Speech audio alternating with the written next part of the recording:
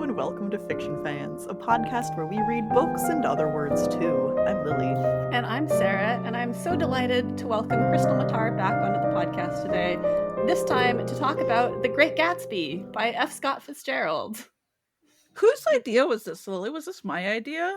Did I invite myself on again, or did you come up with it this time? I think it was you and Sarah, plotting together to make Sarah's day bad for some reason. I was like, this is our revenge for Crucial Start, and then the other one that was also Crucial Start a second time. Not because I hated this book. Well, I didn't hate it, but yeah. But I'm pretty sure that the last time you were on, after recording was over, we were just shooting the shit. And for some reason, we were talking about Gatsby, or like the Niveau book that's a Gatsby retelling. And we found out you had never read it and were appalled. Yes. Gatsby? No, I read Gatsby. No, Sarah had never read it. Oh, I'd Sarah. never read Okay, it. sorry. Yeah. Yeah, and I feel like maybe I made a comment about like how the classics are wasted on high school students or something. But maybe that was somebody. Anyway, I don't remember who came up with it. It's entirely possible that I invited myself back. But it's perfect because we needed an occasion for our 200th episode. So I was there. We go. Yeah, I'm gonna be popping champagne for this book anyway. We're all definitely costumed up in Roaring 20s gear for sure, and I can say that because it's audio only. Yeah. So everybody please imagine us with, 3-piece suits and flapper dresses and really fancy feathers cocktails. everywhere. Exactly. Nothing but feathers and fringe. Exactly. That's definitely the truth. Before we dive into what might be an extended conversation, judging by my own emotions. Oh boy. I thought you liked the book. Yes, very That sounds much. very ominous. Oh, okay. Oh no, This is, we'll get into it. First, what's something great that happened recently? Sarah, I'm going to pick on you. So my apricot tree had apricots, and I got 2 huge colanders full of apricots, and they are, oh my god, the best apricots I've ever had. They're so good. I bet. Apricots are one of those things where it's like they're kind of meh, but it's because they don't grow locally. Yeah. But I believe that a fresh apricot is... This is the first year that I've had fruit on this tree, so I didn't really know what to expect, and it was amazing. Yeah, that sounds really good. Mine is also plant related. A couple years ago, we bought a white lavender, and it was just a little baby guy. And it kind of died down over winter, but I thought, that happens. Maybe it'll come back. Didn't. But this summer it did, so I guess it was just biding its time, waiting. Yeah, it was just hanging out for a year. Yeah. Kind of collecting its energy. So some that was really plants do that, where they only come up every other year. Yeah, well, lavender thrives in my yard. We have one that's like taller than me. So I was like, oh man, if it didn't make it through, then we probably lost it. And we had 2, and one of them still hasn't come back. But now I have hope. Like Gatsby, I have hope. Hopefully your story does not end 5 years his. later. Yeah. Hopefully nobody shoots Lily or the lavender. Spoiler alert. Yeah. If nobody knows how Gatsby ends at this point, though, that's on you. Yeah. I mean, I didn't know how Gatsby ended until... Well, that's awkward. I have now read the book, but... Yeah. Okay, good. All right, well, listeners, we're going to be spoiling this book. But again... We still need to hear Kay's It's literally 100 years old now because we're 2025. So my good thing is that I finally went to the art store and got frames for all of the art prints that I bought in Edinburgh and Glasgow last year, fully a year ago. And so those are finally going up on the wall this week. So I feel really proud of myself. It only took me a year to see that task through to the end. Look, I have art that I bought in 2020 that's still not framed. So listen, 2020 does not count as reality, though. Yeah, okay. I also have art that I bought in 2021 that's still not framed. Oh shit! So you're doing okay. That's the kind of chore that's so easy to slip through the cracks because you're like, I would really like this. It would make me happy, but it's not necessary. And then Well, it and gets also pushed. like there's a lot of decisions in it, Mhm. which I think is part of why it gets into that like paralyzed zone, because like you have to decide, you know, what kind of frame they go in. You have to decide where they're going to go, and it's like it's just so many decisions that Mhm. it's very intimidating. All of my Um, art lives in a box on the floor after it's been Yeah. framed because I don't have wall space for it. But also That too. I take my stuff to a fancy framer because I just do. And so it Yeah. also like I've got pug vet bills. I can't be spending money Yeah. on That framing. Yeah, see, we did not do that for the prince, and I feel like it's one of those things that I will do it later when I have a nicer house to like justify the expensive frame. I just went and bought frames, but even that took forever because there's 4 that are the same size and one that's slightly bigger, which made it an ordeal for me of like, do we make them all match? Okay, I've decided to make them all match. What do you mean there's nothing that comes in both of these sizes? So yeah, that was challenging. That can be very frustrating. Yeah. So what is everyone drinking today? This I book say as I pour myself. book That- is very much a champagne book, and it is Yeah. our 200th anniversary. 200th anniversary. 200th anniversary. It counts. 200th episode.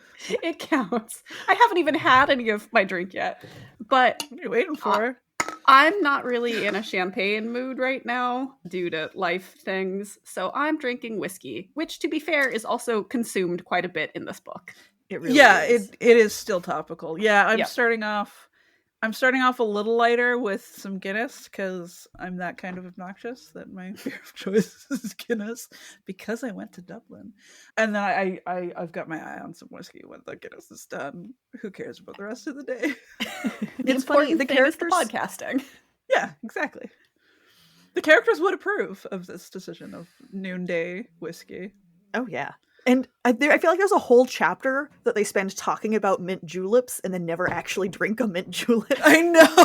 That felt like a Chekhov's gun moment. I was like, no, you have My- to have one. I have a funny relationship with mint juleps because, and funny as in like literally funny, not funny as in traumatic, because my great grandmother and my great grandfather, he was like a diplomat or something. A lot of question marks. And they were posted somewhere in the States at some point in their young lives with a couple of children. And Nana was very old school hostess type vibes. And she always put parties on for people to come to the house. But she had this thing with the mint juleps where she ran out of ice or something. So she made them ahead of time and put them in the freezer.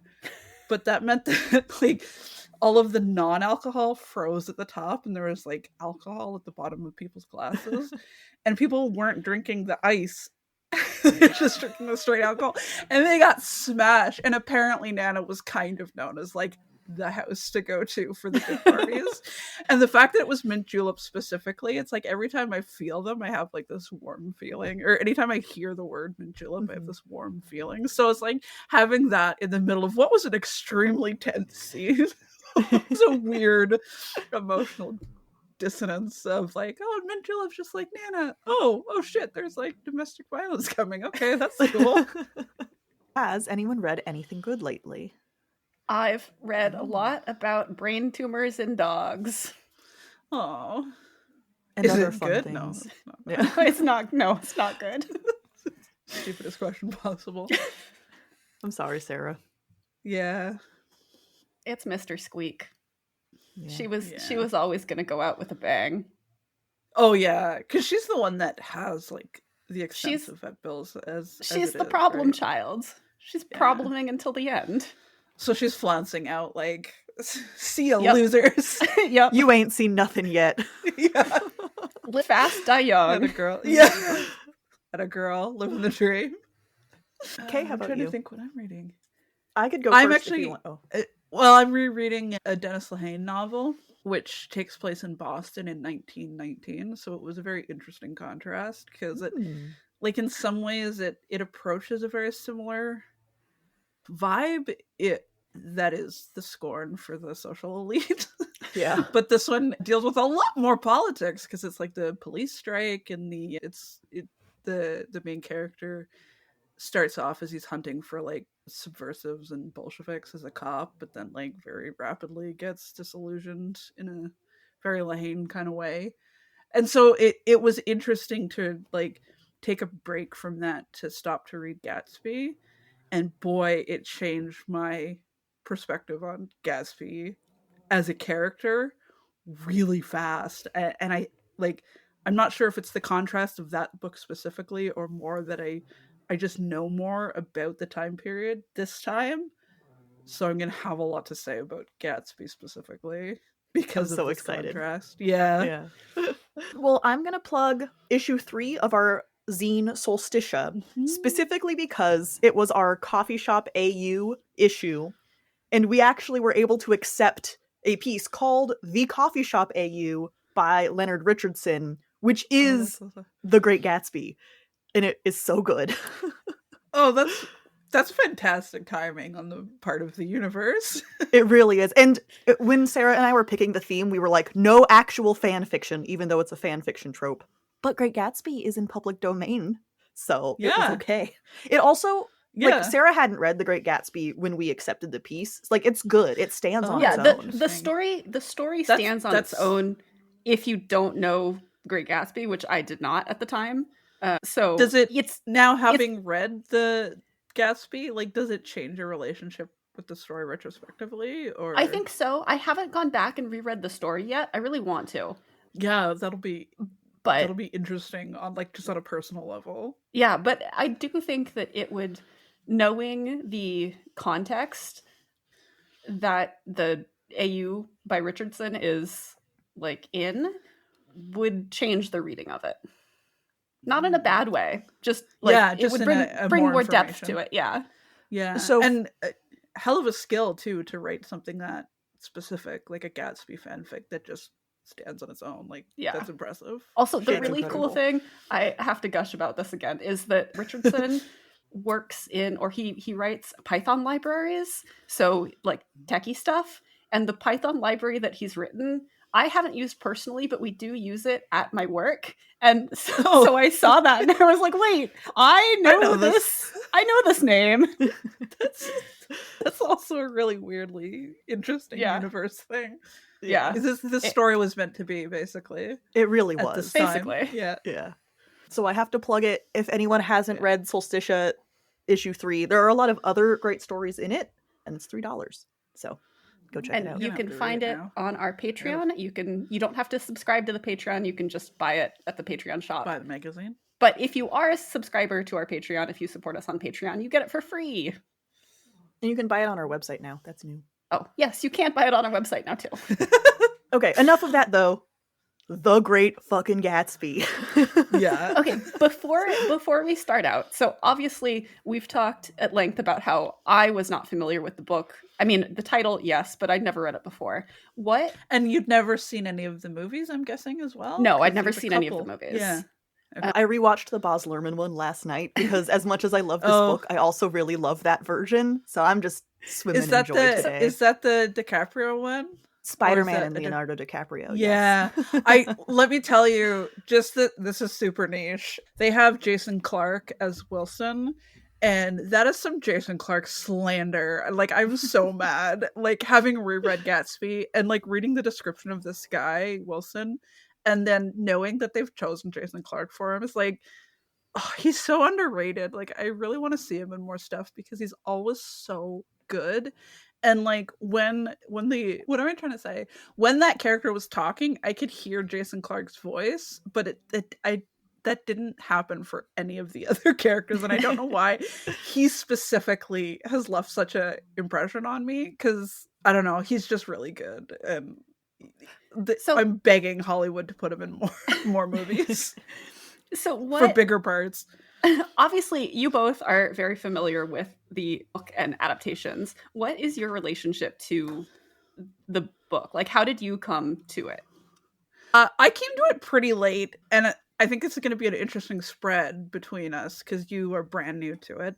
I first read it 2 years ago, maybe less than that, because I picked it up as like an inspiration for my own like Prohibition era fantasy novel that I'm working on.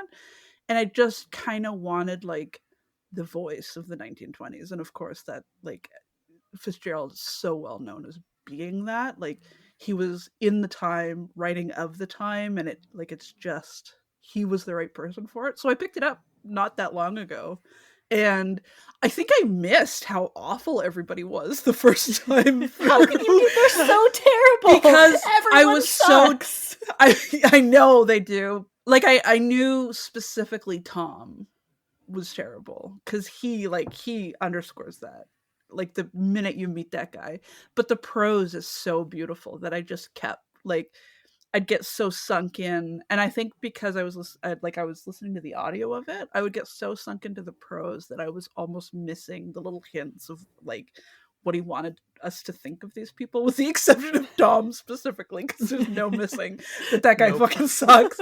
Yeah, and then now, like I said, with I've since then I've read a lot of inspiration, a lot of research, and a lot about the politics of the time and Prohibition specifically, and so now I'm going through it like this is a fucking crime novel. Like, there's all this hidden stuff in it, and then also everyone sucks so much, and it was so much fun in a way that yeah, I know, and I'm sorry that you didn't. Everyone sucked, and why should I care about them? Because they're all terrible people. I don't want to read about terrible people. It reminds me of Scorsese movies in that way that Scorsese just does these movies about people that fucking suck. But the narrative is very careful to make sure that you and the author, or you and Martin Scorsese, are both aware that they suck. Mm-hmm. It's not like some books where the main characters suck and you can feel that the author thinks that these people are great, or the author's trying to be edgy and impress you with how dark it can be. It's just like, this sucks, doesn't it? And there's no lesson. There's no lesson at all because they just suck so much. And it's like all of these people attract each other with their poison. And it's just like, yeah, thanks for that, pal. Like, thanks for exposing me to that. That's not enough for me as a reader. In a way that it's people that they're used to hanging out with. Because it's like Scorsese makes movies from a point of view of growing up in that environment. And very clearly Fitzgerald is writing this book from a point of view of these are his peers and or peers in the next level above him that he hates, but also kind of wants to be. Yeah. Well, I think that's what makes The Great Gatsby. I mean, yeah, everyone in it sucks. But it's almost like an exposition of how much this class of people is not better than everyone else. Yes. And so it's not just, let's talk about shitty people. It's making a statement about how shitty these people are. Like, they're not better than you just because they're rich. These glittering, beautiful people are not actually better than us. So why do we keep aspiring to this? But also, wouldn't it be nice to be rich? Yeah. At the same time. I recognize your points. I think they're very valid. But also, yeah. But it's not enough for me as like I get it. My style of preference, or my preferences as a reader, is that just doesn't work for me. Yeah. Fair. So I can definitely see how if that's not your lane, it would just be so repulsive. At least it's very short. Yeah, to the book's credit, it doesn't drag on. It's a very quick read, and the prose is beautiful. So you can, I was almost able to overlook how much I hated everyone in this book, but ultimately I couldn't. But it was not a terrible reading experience because it was at least very nicely written. I think, that's like, it's one of those things where them sucking was not a skill issue. Like he very clearly had. Yeah, and I think that's why it probably almost redeems itself for you, I'm assuming, where it's like, it's not a skill issue. Sometimes it is. Sometimes it's just like people think they're writing something that's really impressive and they're just dirtbags. And that would bother me more. Yeah, it was But very this is like, intentional. yeah. Like Fitzgerald knew what he was doing, and he was doing a thing intentionally. I just didn't like it. And you don't have to spend that much time with them. Yeah. Like, I don't think anyone could survive 500 pages of this shit. Yeah. No. It is, you're right. It is very short, and I think everything moves so quickly. Mm-hmm. It doesn't linger on how terrible they are. It just is like, yeah, these people are terrible. Next, episode. And of I them think being also terrible. it being through Nick rather than like Daisy's point of view or Gatsby's point of view, like, or literally anyone else's point of view, also makes it a little bit easier to swallow, because every now and then Nick kind of makes eye contact with the reader, like, these fucking guys, am I right? And I'm like, yeah, buddy, but also you're making these choices, so I don't know if I believe you. I think I wrote on page 54, I am one of the few honest people that I have ever known, and I just wrote, okay, buddy. Yeah, that's pretty much sums up my relationship with that narrator. Okay, I'm going to take you through a very, very quick history of my life. I was 12 years old. A teacher complimented a short story I wrote by comparing it to this book, so of course I had to read it. Had not read it before. That's a very specific high. Like, that's a good hit right there. Yeah. Did not understand it because I was fucking 12, but I knew it was a compliment, and I was like, I'm gonna go read this book now. Read it again in high school at a time that I also read Cold Comfort Farm, which is also like more comedic, more satirical, but also kind of criticizing society in a similar vein. I did like Cold Comfort Farm better. We did read that for the podcast. I remember that. I remember that episode. My friends and I swiftly became absolutely obsessed with not just the 1920s, but this kind of like criticism and admiration at the same time of wealth in the 1920s. Yeah. And it just spiraled out of control. And this is the very abridged version of my obsession with this book. And you've been trying to get me to read it ever since. Yes. I will not try to get you to read Tender is the Night. Speaking of horrible people, that's where a psychiatrist marries his patient. Oh, great. It doesn't go well. Great. Yeah. Sold. I don't think that one's on the audiobook compilation that I have. I love our two very different reactions to that description. Oh, yeah. I feel like that sums us up as readers very quickly. Yes. Yeah. Well, it's especially funny if to me. It's short. Oh, Tender is the Night is longer than The Great Gatsby. Not by a ton, well, but it is definitely novel length, whereas this is borderline. If it's not a novella, it's borderline novella. It is a novella for sure. Yeah, it is. Yeah, because it's like 70,000 words or something. I did look it up. It's only 6 hours. Is it really 70,000 words? It's only 6 hours on audio, which is not very much. Actually, nope. I take it back. It is 47,000 words. Technically a novel. Oh, so still. It's in that. Yeah, it's in that gray area.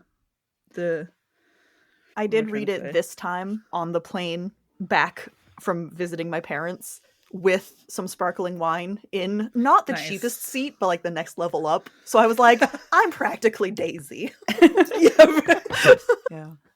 It is always funny to me. That's a good vibe for this book, I think, on the plane. Oh, yeah. You're stuck there. You can't go anywhere else. You might as well sit with the fucking awful people. It's so funny to me how Fitzgerald, he's like the quintessential author who can't keep himself out of his novels. Like, every main character is a little bit him. Oh, yeah. Every love interest is a little bit Zelda. There's like a whole, is it like fully a chapter? But when he's like, Gatsby is telling him about how him and Daisy met, and it's like, that sounds familiar. I'm pretty sure I saw that in biographical. And it was like very on the nose, like so exactly. And it's interesting that he then goes on to imagine, like, what if we hadn't married, I guess, is what this is like. To what end would I go to win you back? And I get murdered. Like Yeah, okay. I mean, it's I would die It's a without choice. you, basically, Yeah. right? Oh Like, yeah. Yeah. which is again, well, not again, but in another note, not only is this autobiographical, the appreciation of men in Fitzgerald's writing is Yeah. always a little bit like side-eyed by myself Yeah. and other people. The descriptions, the introductions of Gatsby and Tom, who you're supposed to hate, but is described as an absolute hunk. Well, I think that ties in, at least for this book specifically, it ties in really nicely with that envy, right? It's just like, I hate you, but also I think I would trade places with you. You know what I mean? Like, I think there's some of that, but it's, I don't know, the admiration I would have to feels read, a little bit more than that to me. I'd have to read more of his work, because I think in the constraints of Gatsby it works toward the theme, but if he's doing it every single book, then it's like, yeah, okay. Well, and then you also get like I said, I'm extrapolating a little bit, but the way he and Hemingway describe each other, it's just like, okay, guys.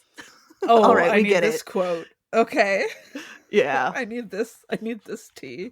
It's just very thinly veiled obsession. And Hemingway hates all women, but like Zelda the most. And it's so clearly jealousy. Like, Ooh. Mm-hmm. So, yeah, Fitzgerald. Okay, I believe, in my personal opinion, believe he appreciated all human beings. I'll take that. Because he definitely loved Zelda. Like, I'm not saying I think he was like secretly in the closet, but halfway in the closet, 1 foot in the closet counts. Yeah. Like, because bisexual at the time wouldn't have been any more accepted than fully gay. So anyway, that's a little bit of my conspiracy theory, but holy shit. Artists, just the way he writes about men. We tend to swerve a little queer, so I'll buy it. And then this book is so soap opera-y. I was gonna say, on the description, something that I picked up that was really interesting to me once I noticed it. I think you can tell which people are meant to be his favorite people. So like, specifically, and I had to fact check myself, but specifically, what's her name? The tennis player. Is it Jordan? Jordan Baker? Yeah. Jordan, Daisy, and Gatsby. They're never described literally, but everybody else is. Tom gets like, this guy's a hunk. And Catherine is like, she was such and such with red hair. And like, they're described in a very literal human way of like, this is a list of what they looked like. But Jordan, Daisy, and Gatsby are given these really ethereal, very vibe aesthetic. It's like, never once I don't think we're ever told the color of Daisy's hair, for example. But he describes her voice and her laughter and like the things that live inside of her. And he does Gatsby the same way, and Jordan. And it's like those three people are just elevated to this level of more than human, and everybody else are these filthy animals, like, in comparison. And I thought, once I noticed it, it was so cool, and it was such an interesting way to set them apart in the narrative. And it's like, cripping that. I'm stealing that. Like, I'm gonna remember that. But setting them apart, but not making them better people than anyone else. Oh, absolutely not. Because he very explicitly says that Jordan is dishonest and like lies constantly. She's a compulsive liar. She cheats at golf. Yeah. She's a huge bitch. Yeah. Yeah. And she balances stuff on her face. I think he was describing, it was always something invisible, right? So I think it's just more like she has her chin up in the air. She's well, and it was, I can't remember exactly what it was, but it was like she's described as being like very sportsmanly, and her shoulders are jetted back, and like her carriage is very authoritative, but she's quiet and mysterious and fucking lies about everything. And so it was like, it was just this interest, like, he clearly has a soft spot for those three people in a way that we're meant to notice, but then also they're dirtbags too. So it was just an interesting contrast. And then contrast them, Tom, like, he hates Tom, and he wants us to hate Tom immediately from nearly the first thing that he Tom peaked says. in college. He was good at football Yeah. and did nothing Yeah. else ever again. And now he's a loser. And then there's But like a rich loser. But a rich and hot loser. Okay, I'm gonna find the description of him. I'm not wrong, you Yeah. guys. No, you are right. You are absolutely right. My specific note was, this description of Tom is scandalous. Yeah, the muscles rippling in his shoulders or something. Like, A sturdy, straw-haired man of 30, with a rather Yeah. hard mouth and a supercilious manner. 2 shining, arrogant eyes had established Yeah, dominance over I his hate face, and gave him the appearance of always leaning aggressively forward. Not even the effeminate swank of his riding clothes could hide the enormous power of that body. He seemed to fill those glistening boots until he strained the top lacing, and you could see Enemies a great to pack lovers, of am I muscle right? shifting when his shoulder moved under his thin Yeah. coat. It was a body capable of enormous leverage, a cruel body. I mean, that doesn't It's- necessarily sound hunky to me, but it's definitely it's a admiring. weird fixation. Yes. I don't think he describes anyone else's body in such He does say with Myrtle such is fervor. curvy. detail. Myrtle Yeah. is thick, and we know that. She's a thick redhead. Yeah. But otherwise, yeah, no, Tom is the most, like, physical person on the page. But it's like, it's also a little bit of fear. It's like, there's this knowledge that this motherfucker can beat the shit out of me, I Mhm. think. Tom is dangerous. We're not supposed to like him. Oh yeah, immediately. And it's Yeah. like, the thing that I noticed was that early on, Nick spends kind of the first page, the entire first scene, talking on and on about how hopeful he is, and it's like how, he believes the best in people, and it's reserving judgment is a matter of infinite hope.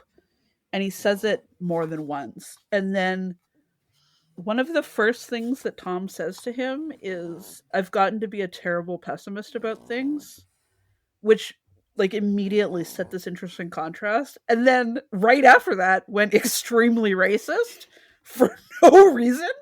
And I found his racism was like such an interesting choice because the novel itself isn't interested in that at all.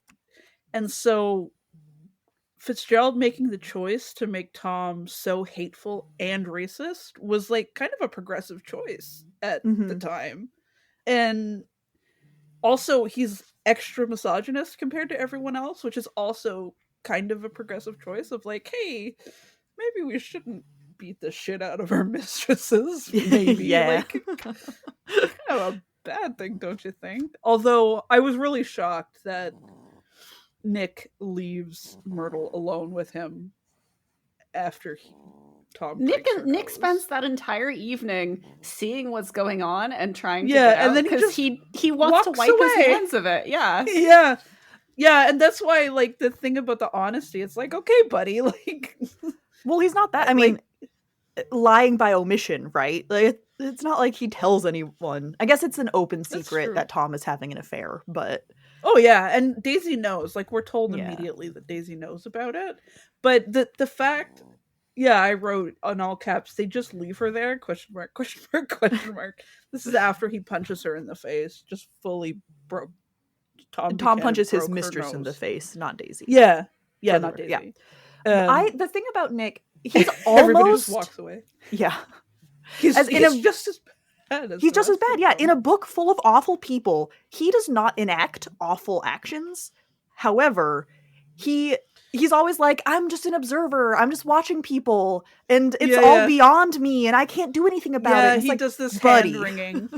yeah, Maybe call the cops on the guy that just broke somebody's nose. That would be something. He's or 100% even just an actually enabler. leave. Like Oh, he always yeah. goes like, "Oh, I want to leave, but they asked me to stay, so I had to." Like, no, you are complicit in this. Oh yeah. Well, and Yeah. that scene where Tom hits Myrtle, he doesn't leave Mhm. until somebody else goes. Like Yeah.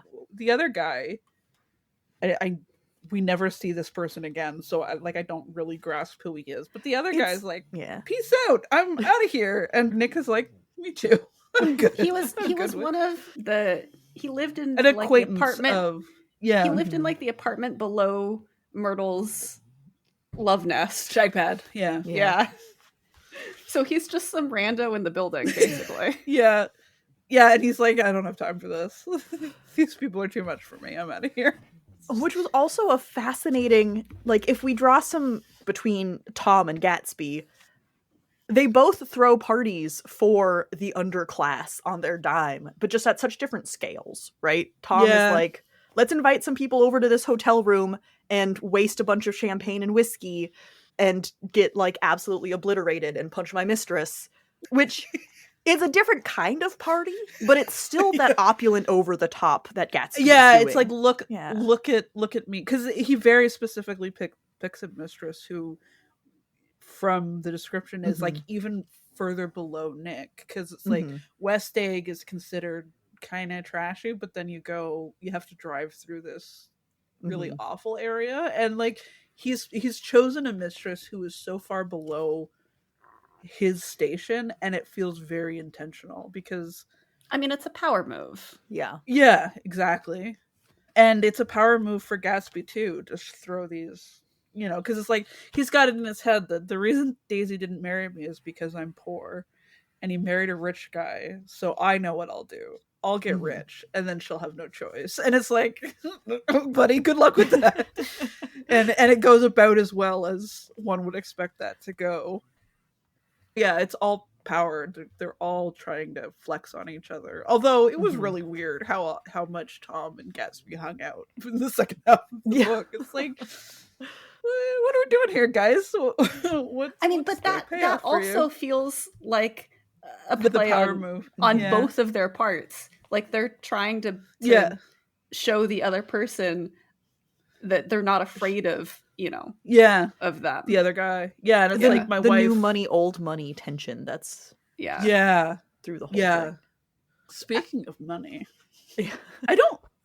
Now, this could just be me and my unfamiliarity with some of the classics, but I don't think I ever fully realized that, or I've never heard anyone talk about how Gatsby is a crime boss. And like, is that not something that people talk about when they discuss this book? Like, why haven't I? I think it gets simplified down to he's a bootlegger. Like, he's selling alcohol during Prohibition, which is but it's the very least classy way to make money, which is what Tom gets at, right? Like, well, but see, I picked up even more than that. So it evolves into some kind of bond scheme. It's more than that. He's a crime boss, or rather, I think Wolfsheim I think is a crime boss. Yeah, it's just his face, because Gatsby can talk the talk. He can fake being a rich fuck. Yeah, and I found it really interesting how it's threaded through. First of all, that Prohibition itself is never mentioned. It's mentioned occasionally that he's a bootlegger, and it's mentioned once that somebody near the end didn't like Gatsby because he drinks openly, and that's it. Except that Gatsby doesn't drink. It's the interesting thing. Oh, Gatsby, at the parties, it's always him not drinking. Does not drink, but he provides a lot of alcohol for. Oh yes, parties. I'm misquoting. That's my bad. He was one of those who used to sneer most bitterly at Gatsby on the courage of Gatsby's liquor. The fact that Gatsby was allowing liquor in his house openly in the midst of Prohibition. And so, like, I had to check. I checked, and it says in the book that allegedly this takes place in 1922, and it was published in 1925. So to me, it was an interesting, probably not on purpose, in that, the states were in the midst of Prohibition, and probably everyone just assumed that everyone would always know what Prohibition was, because certainly his readers knew exactly what he was talking about.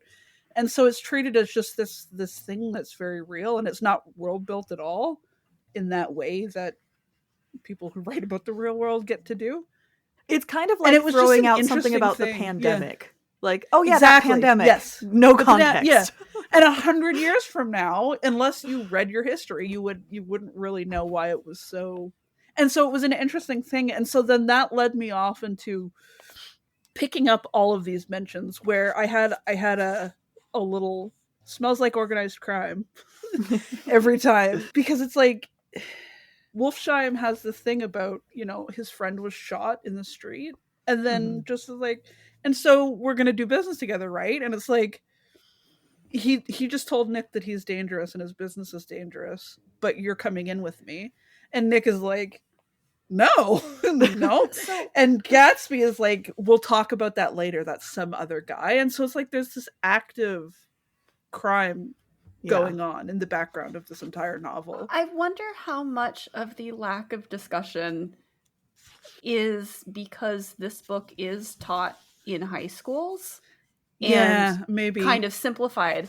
And like, I've not read, and so they I've not focus read this, and I've not read any scholarship around Fitzgerald or this book in particular, but I wonder if a lot of what you see online is kind of more geared towards those high school students who are first it could be reading this book, and there is more discussion of that in the more academic places. Students be, wouldn't high school students be more interested if they knew that this guy was like, I know I would. You're talking about effective teaching and not protecting the poor dear 14-year-olds who don't know. Okay, I guess so. That's fair. I am fascinated. You mentioned earlier, Kay, that this is a book written of the times, in the times, and that is so striking to me. I don't know, like, there's a lot of things set in the 20s, but this was written in the time in the 20s. It's happening. Like, it takes place 3 years before it was published, so it must have been written at the time. And I think something about that gives it such a more sincere energy. Yeah. Like, and I think that's part of why the discussion just kind of flies under the radar for us literally 100 years later. I wrote somewhere, this is a crime novel in disguise. That drugstore business was just small change, but you've got something on now that Walter's afraid to talk about. That was the line that like clicked the puzzle together for me. And I think my hypothesis is that he's treating this crime in the same way that he treated Prohibition, in that he's assuming that everybody who reads the book knows about it, and he doesn't have to talk about it at length because everybody in high society knows a couple of people who are new money and extremely dangerous in the same way that everybody of the time at the time are going to click to it immediately because they all know a guy that you don't ask too many questions about. And so it got me really energized in the sniffing at the crime novel. What I'm hearing is that I really want to read this book, but rewritten so that it is about the crime. Yeah. And not about I have good news for you. I'm writing it. Oh, fantastic. I'm writing it. And it's okay, but so please have a couple of more likable characters just for me. Yes, I will definitely do that. And so, like, on that specific note, it was such an interesting thing for me on a personal level. I started with this book. This was my first book of, I'm going to write about the 1920s. What should I read? And this was the first one. And I've read a whole bunch since then, both fiction and nonfiction. And now I'm coming back to it going, this is a fucking crime novel. Because now I know so much more about the crime of the time. So that's my big pitch for Gatsby. Like, if ever you hear about it and you're like, I'm not interested in reading about awful people, what if one of them is a mobster? Are you interested now? But you still probably, I mean, it's still about awful people, and it doesn't focus on being a mobster. So, but then you get to play the detective game with me and finding all the one-off lines that very clearly call this man a mobster, and yet and the huge implied, I'm not even implied corruption. What, a police officer tries to pull him over, and he's just like, look, it's a picture of me with the police commissioner. Don't ask questions. Well, yeah, actually that ties even, I missed that because I wasn't on to my crime novel thread in that scene, because I think that's right before he meets with Wolfsheim. It's pretty early on. Yeah. It's on their way to meeting Wolfsheim, and if anything, that proves my point. Yeah, no, it's like, it's the corruption. It's part of the corruption. Yeah, the rich don't follow the rules, and no one is trying to make them. Especially if they have mob ties. Well, yeah. Because everybody talks about Chicago. So, like, in theory, this motherfucker's got ties to Al Capone and stuff. So, I'm going too far now. I'm just inventing stuff. I mean, I'm self-aware. It's of the era, though. Something that shocked me, I picked it up last time I read it, I don't know. But, so Wolfsheim is Jewish, which we get on the page. And he works for the Swastika Company. And then Yeah. at some point after everything falls apart, Nick refers to it as the Holocaust. And I'm reading this Yeah. going, What an these words interesting- sure have and- changed. Yeah, because when he wrote that, those words weren't those. No. Didn't have the same weight. That's just Right? this novel's historical like puzzle piece. Yeah. It is something that I had to go like, okay, wait, different. He was not trivializing the Holocaust by comparing it to a woman cheating on her husband. Yeah. Okay. I did the same thing, especially with Wolfsheim and him going to the offices that are like the swastika something or other, and I'm like, that sure is a choice. Oh wait, it wouldn't Maybe have been not. a choice in 1923. So actually, okay then. Yeah. Words change in 100 years or 20 years. I mean, 10, not that like. Yeah, 10. Yeah. It just like the fact that this book, and that is like such a comment on it being so of the time, just to keep repeating what you said earlier, but it's just so true. Like, and that makes it so special, I think, because how often are people writing about their now? It's always like right now everyone writes about the 80s or the 90s, I feel. I mean, everyone is a broad generalization, but you get that like people want to write about 10 years ago. Yeah. Well, I think, and it to make that same comparison, right now we're all dealing with the aftershock of 2020 in a way that it's like, I don't want to write about that sucks. Yeah. And so people go back to before it. Like I had a novel idea of like writing now in this world, and then I was like, oh, but lockdown, I don't want to write about lockdown.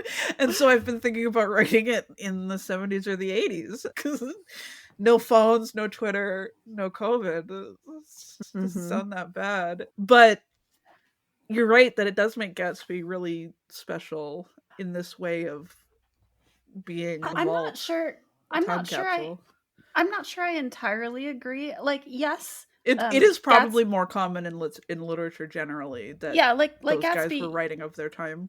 You're right. Gatsby is very much of its time, but I wonder how much of our perception that is a unique or different thing to do is filtered through what we read specifically. Like, because we read certainly an romance novels, lot of fantasy and science fiction that even when it does take place in roughly our world or our world, it's not usually our time period, but that doesn't mean that there aren't genres that don't do that.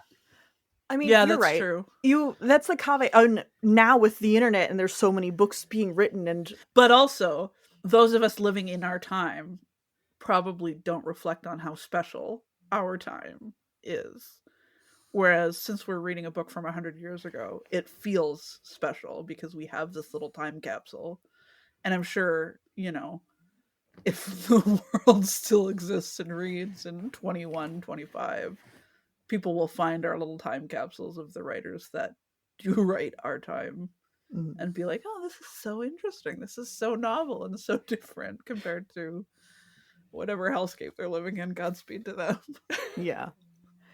I guess my comment was more on the volume of writing that there is today in a way that just wasn't the case in 1925. Yeah, that also makes sense too. And so I am talking about trends and generalizations because I'm sure there are millions of people writing about today, but that's not filtering just have down. To read less SFF. Yeah. I think it's partly a genre thing. But even that, like, I bad. read news, like I get book release news. I see headlines about books that are coming out, and they're not about right now. But they are. Like, I see a lot of those too, and I do actually see a lot that take place in 2020 or 2022, like that do take place. I noticed right now. My 12-year-old reads a lot of like high school now stuff because the genre, like the YA genre, is more firmly rooted, even if it's SFF, is more firmly rooted in the now for them. even if they branch off into magic somehow along the way. It's still like such and such was a sophomore in high school, and it's like, okay. Just reading a lot of high school books. But yeah, I think Sarah's right. It's us. We're the problem. Yeah. Yeah. Well, and I think maybe that impression is just there are so many things being written that there are niche corners. Yeah. Yeah, that we're not clocking at all. When there's 3 books published a year or whatever it was in the 1920s. If you were one of the 5 people who could read, then yeah, you read them. It was slightly more than that, but I'm not going to fact check it. Someone fact check me and leave a comment and tell me how I'm wrong. Yeah, that's for the viewers. Yeah. It was interesting, though, Kay, that you mention being sort of rooted in the high school experience now. And that does bring a sort of relatability to a story. That the Great Gatsby, the overarching plot is, I would argue, These at least people for are me, totally unrelatable. not relatable. I guess if you're F. Scott Fitzgerald, it's relatable, but that's what you get for marrying an unhinged Southern belle. Yeah. Well, also he was trying to do the same thing of climbing the social ladder, just considerably less successfully than Jay Gatsby does, I think, as far as. But I doesn't know. get murdered, so maybe more. But yeah, maybe more. Less wealth, also less murder. Depends on what your metrics are for success. Yes. But live fast, die young. He failed. Yeah. I think. I don't know what age he died. But I do think there were many. Something. Yeah, still pretty young. Yeah, he did die pretty young. But it wasn't murder. But I'm going to finish my thought. But there were many individual emotional beats that I found very relatable.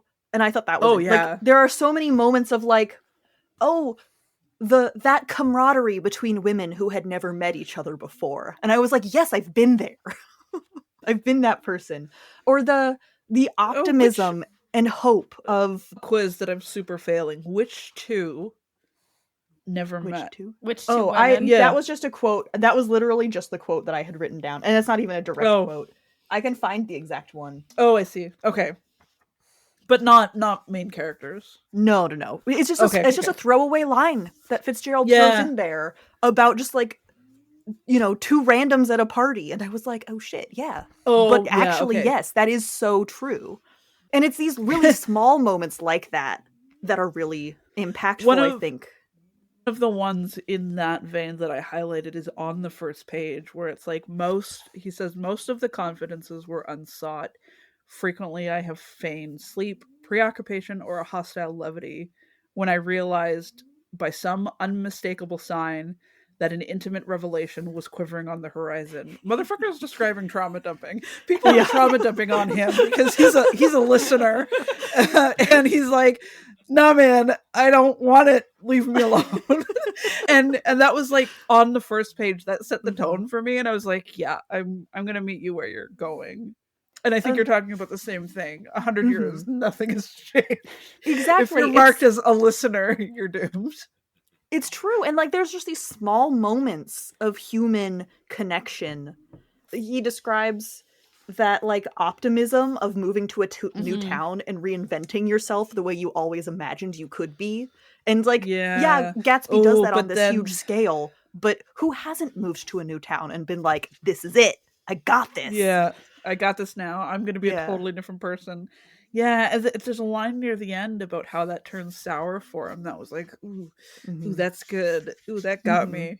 Did I not highlight it? For shame. But he buries all of these nuggets within this grandiose, absurd story.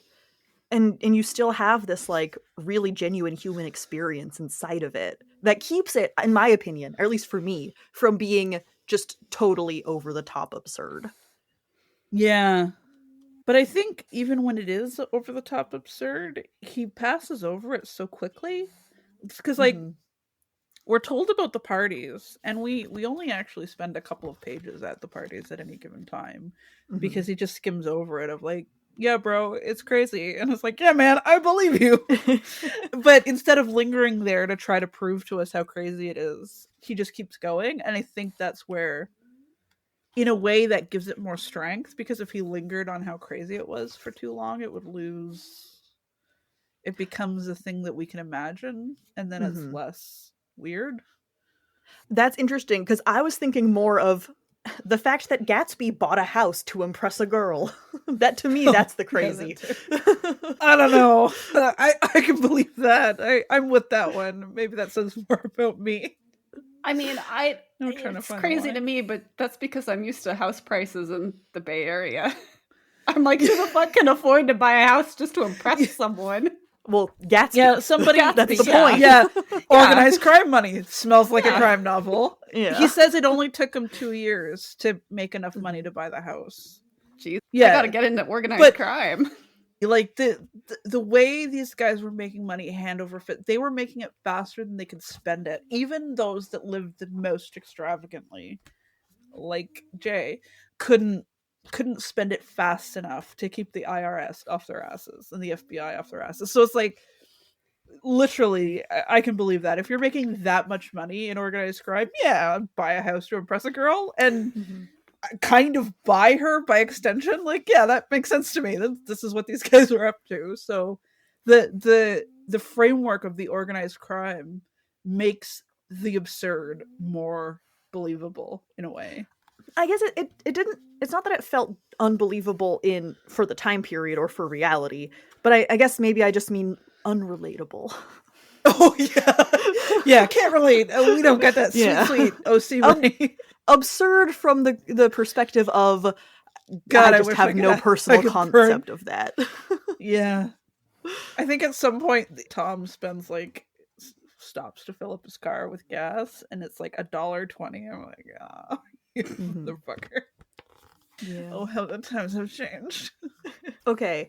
We've done a little bit of spoilering, but I would like to delve into the characters specifically, and we can throw that behind the spoiler wall, and we can talk about our emotions and opinions in specificity. Okay, so before actually we go to the spoiler section, and I'm not going to answer this question. I'm going to ask you, Lily. Who should read this book? Okay. I think if this is I'm gonna start with a douchey if you like answer. Scorsese movies, yeah, movies about horrible people, stories about horrible people. Yeah, if the over but the in top, a way that it's not that shocking. Like it's not.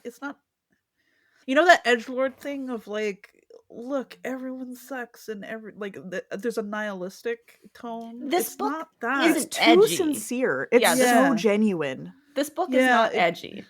Yeah. And so that gives it a bit of grace, I think. Except in its criticism of the upper class. And then perhaps that's more of its time being edgy than today. But yeah.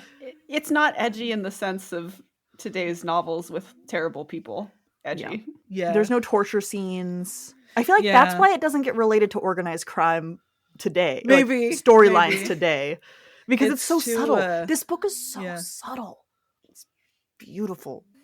The douchey answer is if you love the craft of just wordsmithing, this book is incredible. It communicates really so much in so little space. The prose was so good it made Sarah deal with it. I will say that I did really enjoy the prose. It's maybe about the only thing I enjoyed about this book, but the prose was great. I love this book. It's the quintessential first-person perspective novel, which is why I'm so shitty about first-person perspective, which is really unfair. Well, and and I know exactly what you mean, because the thing that always grates me about first-person is you open to any particular page and you see I all the way down the page, and it's cluttered with these I statements, but this one doesn't do that, and I wonder if that's part of why you feel it's so effortless. It also, I'm not asking why this person is telling me the story. Nick is very obviously just hey, yeah, this happened. I'm telling you about it. This, and it's got this bittersweet, backwards looking regret all the way through, and just some little. It's a choice. Shining points of horrible foreshadowing. Yeah. Ugh. And the way Yeah. that like Nick the narrator knows what is going to happen as he's telling us, but not necessarily giving it all It away. does the thing that you see every now and then where it's the first person perspective, but that person isn't actually the main character. And I love Yes. that. I love that device. Mm-hmm. Yeah. And then it's such a fun story. And I say fun to a definition of fun. But I'm making a face. But... you are making, and that's fair, because when I say Yeah. fun, it's the I've been on a toxic romance fan fiction kick and had no problem switching over to this novel. This is definitely a toxic romance fan fiction novel. Yeah. It's the basically. OG. Yeah. Daisy, like at the very beginning, going, "Oh, Nick and Jordan, I'm just gonna fling you into linen closets and force you together over the summer." Yeah. And I was like, I've read that fan fiction. Yeah. Literally, like, she's writing fan fiction about her friends in front of us on the page. And it's that, I'm gonna say gratuitous, but in a complimentary way. This book is gratuitous about human nature in a way that is, for me, so enjoyable.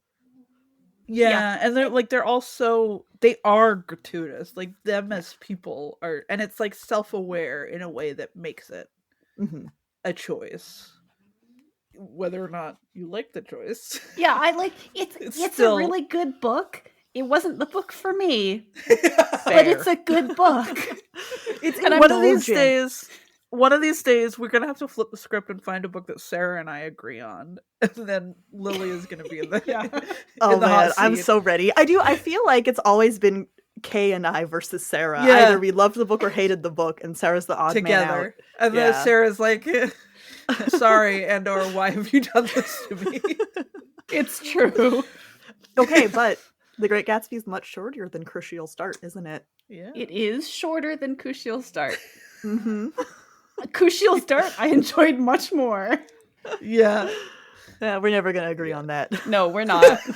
We're not. Yeah. Although Crucial Start for me was the same thing of like, it accomplishes what it wants to do. It just doesn't work for you. Not vibing. Yeah. No, I think there is just too much nostalgia for this book buried in my psyche. Not even nostalgia, just like a foundational work of my existence.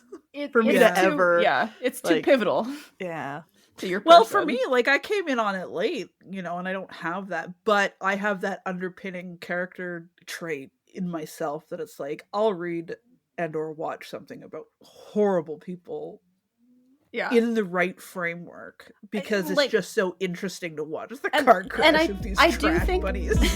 I do think that that's a trait that you both share that is just not something that I, enjoy. Yeah. This episode of Fiction Fans is brought to you by Fiction Fans.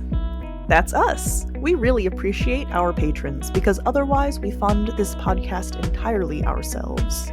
Patrons can find weekly bonus content, monthly exclusive episodes, and they have free access to our biannual zine, Solsticia. You can find all of that and more at patreon.com/fictionfanspod. Thank you for all of your support. The remainder of this episode contains spoilers. So, after a very, very wonderful 3-hour conversation that no one will ever hear, we're back to The Great Gatsby. We went with opposite cover stories. We are not up on our organized crime behavior. You had a line? I did have a line. Okay, so I remember before the maybe not extended break, you talked about specifically the characters that we were going to dive into, and there's this... I'm back to Wilson. I don't know why he stands out for me so much. Like, this guy, like, this poor fucking guy kind of got hit by a train against his will. Yes, but also it sounds like he's a pretty terrible husband. Does it though? Like, he's working. But so, okay, the line that I highlighted, this is one of those things where it's like, it sounds like he's a terrible husband, but only specifically through the lens of what the narrative talks about. Mm-hmm. There's very little that is on the page that he does badly.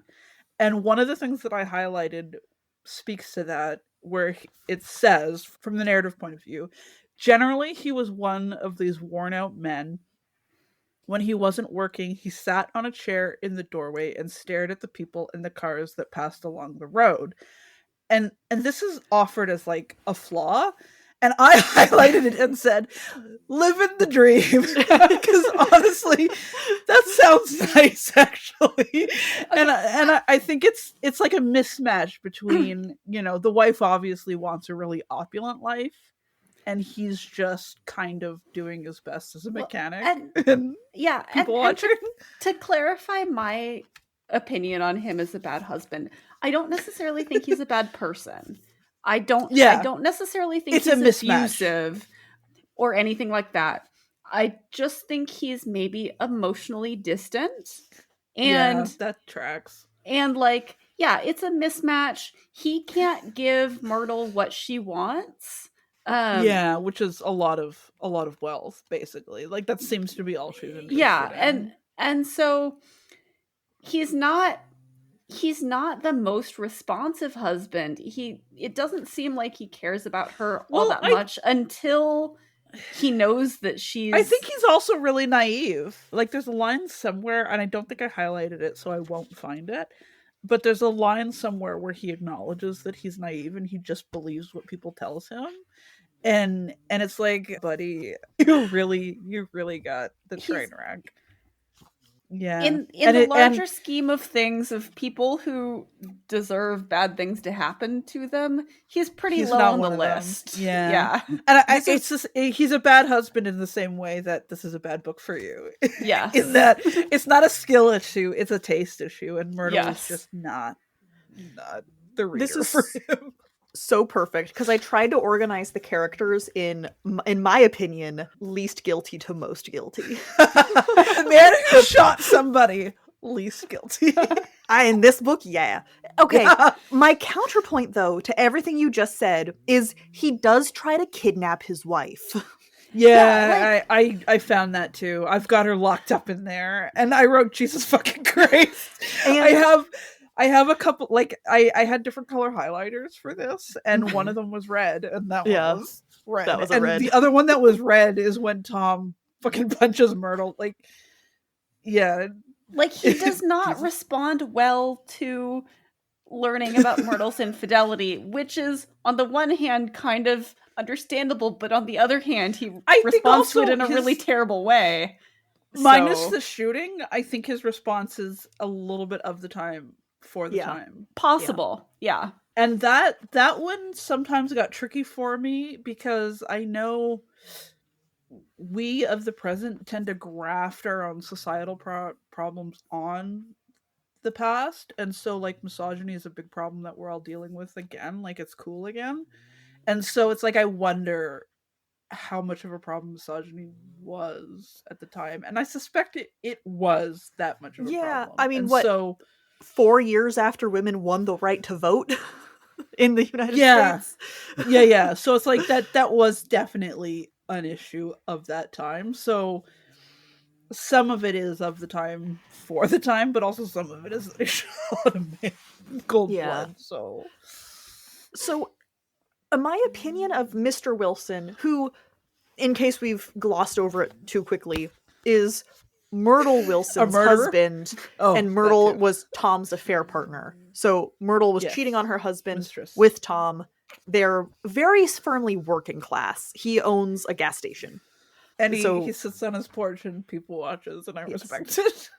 That's the most important part about it. The horrible thing is that they talk about repairing cars a lot, and I just kept thinking of our cousin Bill, who fixes cars.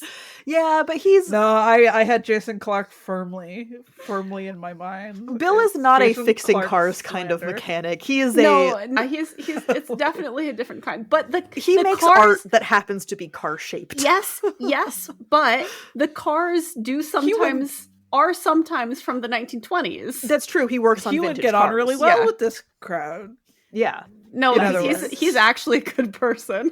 Yeah, also, how dare you? Okay. I don't know. I meant... But I just like the image of these cars and someone who works on them, and I was like, Bill, He works on these cars. Well, that's a great example of we're coming at it from the 1920s are vintage and cool and old. Yeah. And for them, this was just like right now. Yeah. The car, yeah. Yeah. This is like the guy at Jiffy Lube who changes your oil is not the same kind of guy. It's not the same vibe at all. But I'm sorry, that's what I was thinking about. That's very funny because it did not even occur to me. Okay, what I wanted to say is that I think my opinion of Mr. Wilson was probably affected because I did watch the Baz Luhrmann adaptation yesterday because I love it so much. In the Clark movie, slander. I love him so much. it is He's so so implied. raggedy in the movie. Yeah, He is raggedy, and it's kind of implied that he's abusive in the movie in a way that it is not I'll in have the to book. watch it again. Yeah, Yeah. I'll have to watch it again now that the book is fresh. In the book, it's very much like Mr. Wilson is no match for his wife. Like she runs circles around him.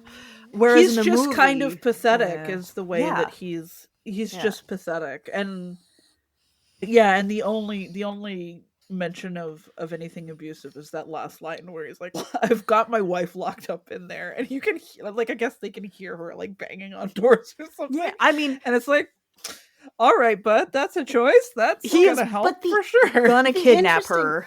The interesting thing, or maybe it's interesting, but just it's to also the modern kind of sensibility, is that no one comments on that statement. I know. Yeah. Well, the page before that is Tom sends, like right before this page that we're discussing, Tom sends Daisy in that car with Gatsby, and he's like, you guys go ahead and we'll follow in my car. And it's like, that is such a power he's move.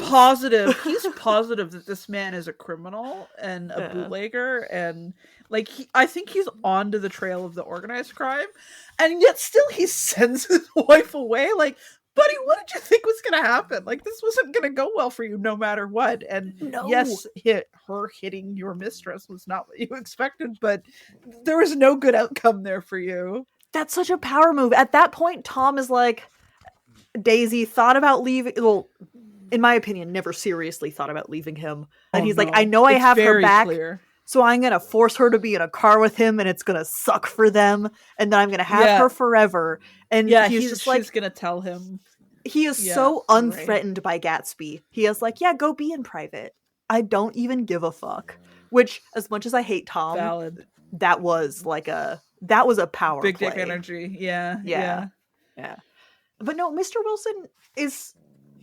I'm pretty sure he's just described as pathetic in that first the first time that they see each other, although I can't find it now because manipulated by and run circles around by his wife. Yeah. And they're just working class people. And of course she doesn't want to be a working class people because sounds like that really none of sucked. us want to be working class people. Yeah. Oh yeah, just like lay around and be rich does sound better. I'm not gonna fault her for that. Yeah.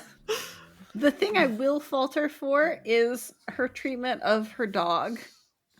Which the dog disappears, just like the child disappears. The dog disappears, and I think that this was more an attitude of like the 1920s than it is of modern day, where you pay a lot more attention to your dog.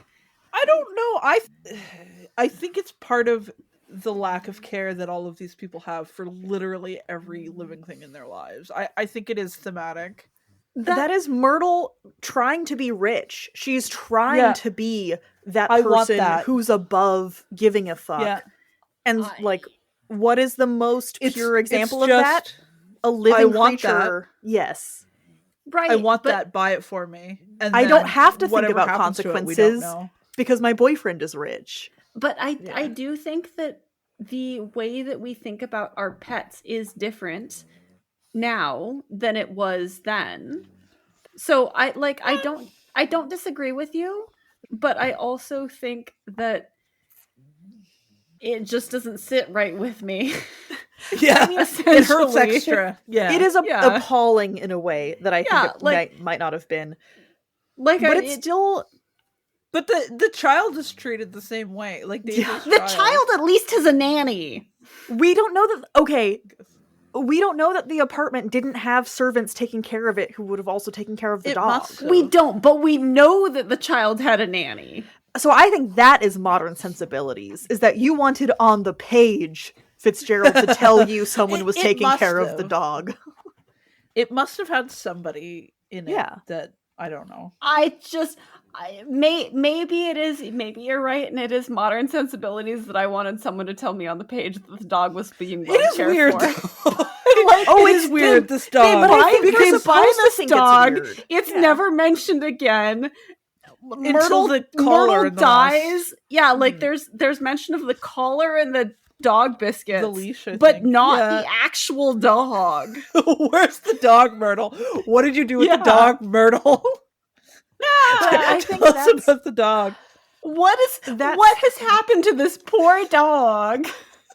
But that's because those are the things she brought home. She left the dog at the apartment No, to be but- taken care of by whatever servant was there. But Tom went to the apartment, and that's where he saw the dog biscuits. I thought the dog biscuits were with the leash. Yeah, we're in the never garage. told. No, Tom I goes thought to the apartment. Really? I thought that the dog no. biscuits were at the apartment. So- And that's where he has his breakdown, because he talks about how like he went to the apartment and he saw these dog biscuits and then he cried for ages. Yeah, because he we're was not. so sad. It's never confirmed where the dog even is, because like Yeah, I do think Just that's Wilson supposed to reflect finds- poorly on Myrtle, though. I don't think that's Yeah, oh, supposed to absolutely. be like, this is fine. sure. I'm not honestly, saying that I- I think it's a good thing on Myrtle's part. But I'm wondering as a reader, what has it is happened weird. to this poor dog? There are a lot of threads tied up in that last unending chapter, which is the same length as all the other chapters. But like there were a lot of extraneous details in the last chapter, and we never know where the dog was. So I do think it's an omission, like just on a craft level of like he thought of the dog, he did the dog collar and the biscuits, but like who has Where is possession the of dog? Yeah. I have opinions about the dog. And also Jordan is a character that is dropped randomly in scenes that she's in. Like the big fight scene at the hotel. She does not say a word while Tom and Daisy Oh. and Gatsby are fighting. And To me, that was is weird. so perfect. Really? Is You it? didn't like that? I thought that was so perfect for I Jordan. think I'd have to read the book more and know her Mhm. better. And it was like I left a note of like, did he drop her or is she quiet? And it's where like my writer brain interferes with my reader brain of like, is this Yeah. craft or is this on purpose? So I would love to hear why you think it's perfect, and maybe I'll feel better. So this is, again, maybe my opinion of the character coming too far to the forefront, but she is kind of like Nick, our narrator. She's not part of the drama, right? She's an observer, but she sticks her nose into it. She's meddling. She's gossiping. Yeah. She's like, yeah, that's Tom's mistress calling. I thought everyone knew. And she's the one who is like, oh, Gatsby wants you to make tea, like call for tea so that he can meet you're Daisy. right. She's meddling. She loves to fly on the wall, this shit. Yes. She is I think not you're right. involved, but she is acting upon the drama. And then everything blows up in her face. And she is just got like, popcorn in the corner. oh, Jon I Stewart actually gif think of, like, she, like, I think it's described that she's frightened by, like, the Tom and Gatsby conflict. My interpretation is that she was like, oh no, there's consequences? You're telling me I What are can't just those? meddle in other people's lives? And to me, I interpret it as a very, like, oh fuck, I'm in over my head. Especially the way that she reacts to Nick at the end, when she's, like, kind of upset that he drops her oh yeah, very abruptly. you were. I you were think- something or other to me on the phone. And he Yeah. was like, yep, I sure was. He hangs up on her and she gets really mad about it later. It's just a... No, it's said that he's not sure who hangs up first. It's just that we. That's Nick's recollection. And then when they that's meet true. up later in the book, she claims that he hangs up on her. But that's also Right. when she claims that she was engaged, and Nick was like, I don't think that's true. Yeah, so she lies. So Yeah, did he hang up on she her? lies. Maybe she hung up on him and she was Darvoing him. But I interpret that very much as she has been nosy this whole book and Yeah. very much on the outskirts, but involved in And a way who that Nick knows? is not. And And who it's- knows what her and Daisy talk about? Because like Yeah. one almost feels like if somebody cared about Daisy, they would be like, "I'll help you leave him." Mm-hmm. Maybe, although maybe Except- that's modern I mean, sensibilities. I don't know. she does have an opportunity to leave him. Granted, it is for Gatsby. And she's so- like, she waffles. And Yeah, then something bad happens, and Tom's like, "I'll protect you from this," and she's like, "Yes, you will, goddammit." yeah, and This is your fault. she does ultimately choose to stay with Tom. So Yeah. I don't think that her. Well, who knows what her and So- Jordan talk about? Yeah. Jordan Maybe- gets to maybe fuck Jordan around, knows why and then she stays. finds out. Yeah, Yeah. like, and I liked Jordan. But she doesn't actually. Jordan has no consequences to this. She just leaves their house and walks away and is Oh, like, yeah. "I'm out." But she Tapping witnesses out. that Bye, guys. fight, which is Yeah. pretty aggressive for what we see between that class of people in this book. And I think she was just like, oops. Yeah. Turns out this blew up I'm in my out. face. I'm out. And Or at least Daisy's that's how face, I yeah. interpreted it. I think that also might be, yeah, me bringing stuff to it. Yeah, you might be right, because she is actually a quiet character. She doesn't say much in the book, actually. It's She mostly doesn't. quiet gossip behind the scenes, but she gossips a lot. Yeah, most of her dialogue is like her telling Jay about stuff. Yeah. Or that one time Yeah, she was you're like, Gatsby just told me this huge secret. Oops, I shouldn't have said that because I can't tell you what it is. Yeah, What are when, you doing? when she talks to him alone at the party. Yeah, I Yeah. think you're right, actually. Yeah, I think you're right. She's It was on witnessing purpose. consequences for possibly the first time. I also Well, Mhm. probably not the first time, but because she bounces yeah. so skillfully that it's like True. I actually feel She's like done this before. yeah. fair enough. I kind of love her, like iconic. Yeah. She needs a reality show. She does. I'd watch that TV show. Actually, no, I wouldn't, because I don't watch Yeah. TV shows. But I do like how transparent she is, though. She never puts on airs of like, I'm doing this for their benefit. She's just like, yeah, I'm gossiping. What are you going to do about it? Yeah. she is very much like what it says on the tin. Yes. And I appreciate Yeah. that. Yeah, which To some extent. incidentally, completely unrelated. Except also she's a chronic liar. Yeah. well, yeah, that is also Is true. probably what it says on the tin.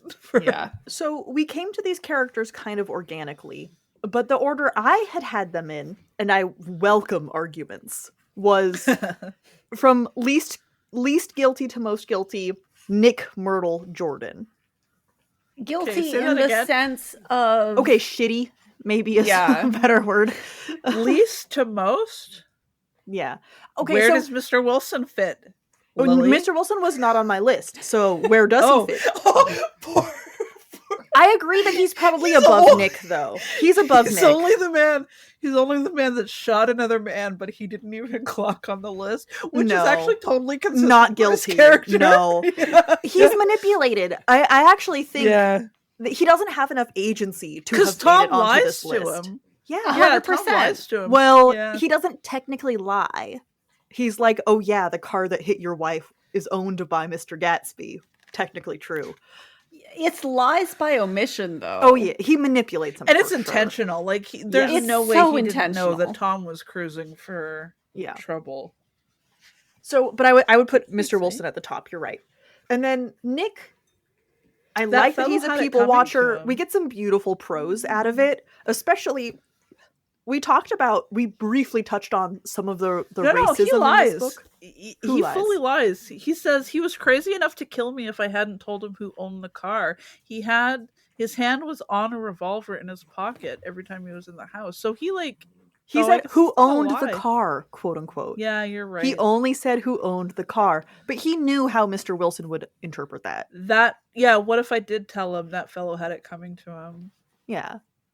He knew that if he said Gatsby owned the car, Oh, Wilson would and interpret Tom- that as Does Gatsby Tom was the think that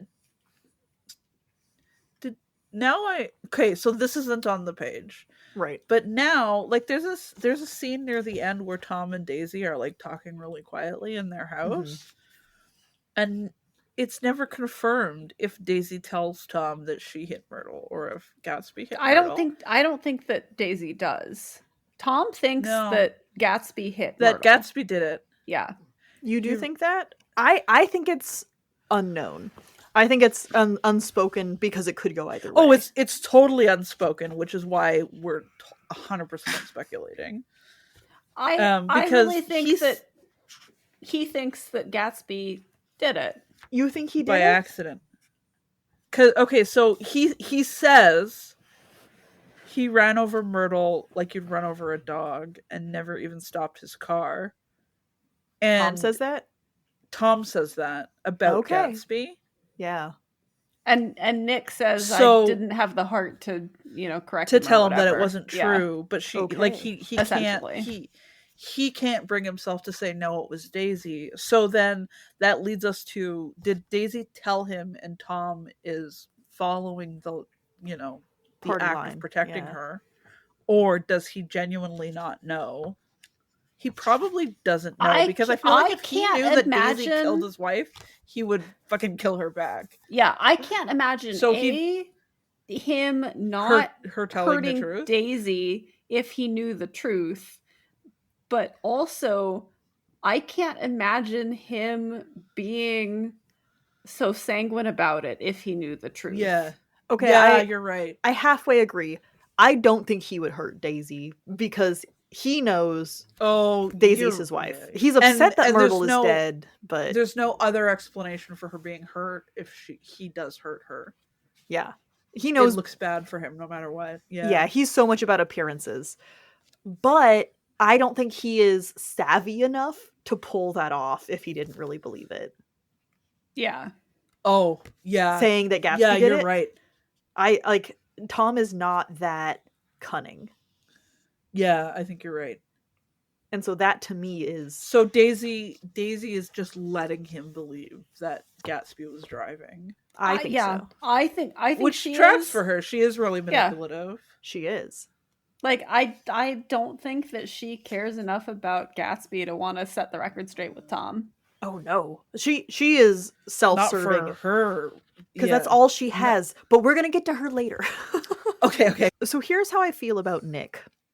He doesn't actually do too much active bullshit. Kind of, well, Jordan manipulates more than he does. But the problem with Nick, our point of view character, is that he's always kind of playing the victim of like, oh, this To is a all out of my point that control. I can't help it. One starts to wonder if he's an unreliable narrator. And the line about him being honest is such a switch for me that flips immediately, because it's like, in the real world, if somebody starts talking about being honest, that's a liar. You are talking to a liar. And so when he says it, I'm like, everything you tell me after this must be a lie, because it's just part of me, and I have no idea if that was the intention from Fitzgerald, or maybe he's around people that say I'm so honest and thinks that that's true. Like, I don't know. So I'm going to acknowledge that this could be my baggage, but I don't know, Nick. So much of this book nails human nature that you can't be wrong. Like, first Yeah. of all.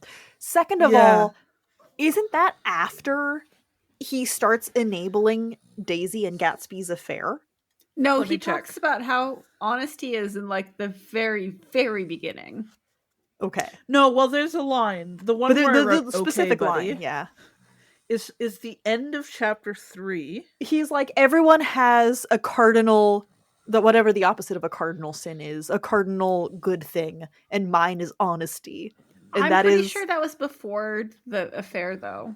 but I think still. it's right before. I think it is introducing the affair, basically. I don't know why I'm looking for physical I'm copy checking. when I read it as an ebook. You I'm read it as checking. an ebook? So I did read it as an ebook because I didn't want to buy a copy of it. I bought a copy of it, and I remember texting you guys going like, should I buy the really fancy one or should I buy the cheap one? And I told you to what I buy did- both. Cardinal I did not buy virtues. both. I You bought. should have bought both. I will. I'll circle back and I'll buy a fancy one. But at the time, there was a table with classics for $3 for $10, which was like Nice. a fucking steal. And I got Zelda Fitzgerald's only book called Oh. "Save Me the Waltz" because like they were side by side, which was Uh-huh. a very like whoever made that table knows the details, right? Because it's like Gatsby and Zelda Fitzgerald was side by side. I was like, if you like him, maybe read the source material. Yeah. But yeah, it's at the end of chapter 3, and chapter 3 is the first time that he goes to Gatsby's house, and it's the first party. So the affair has not happened, and he doesn't know about it yet. But it could be foreshadowing. Yeah, because he knows about it because he's speaking retroactively. Right. Yeah. And it's such a poignant line. Everyone suspects himself of at least one of the cardinal virtues, and this is mine. I am one of the few honest people that I have ever known. And I wrote, "Okay, buddy." Yeah. This is like the only time I regret not having video, because I would show it off my handwriting.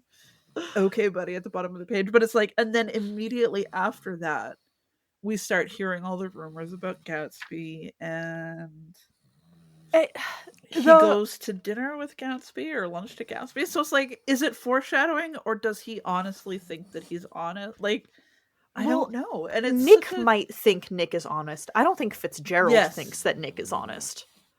Yes, I would that's- agree with that's that. the Yeah. okay. I think Nick absolutely thinks that he is honest. I do not think that Fitzgerald agrees with that self-assessment.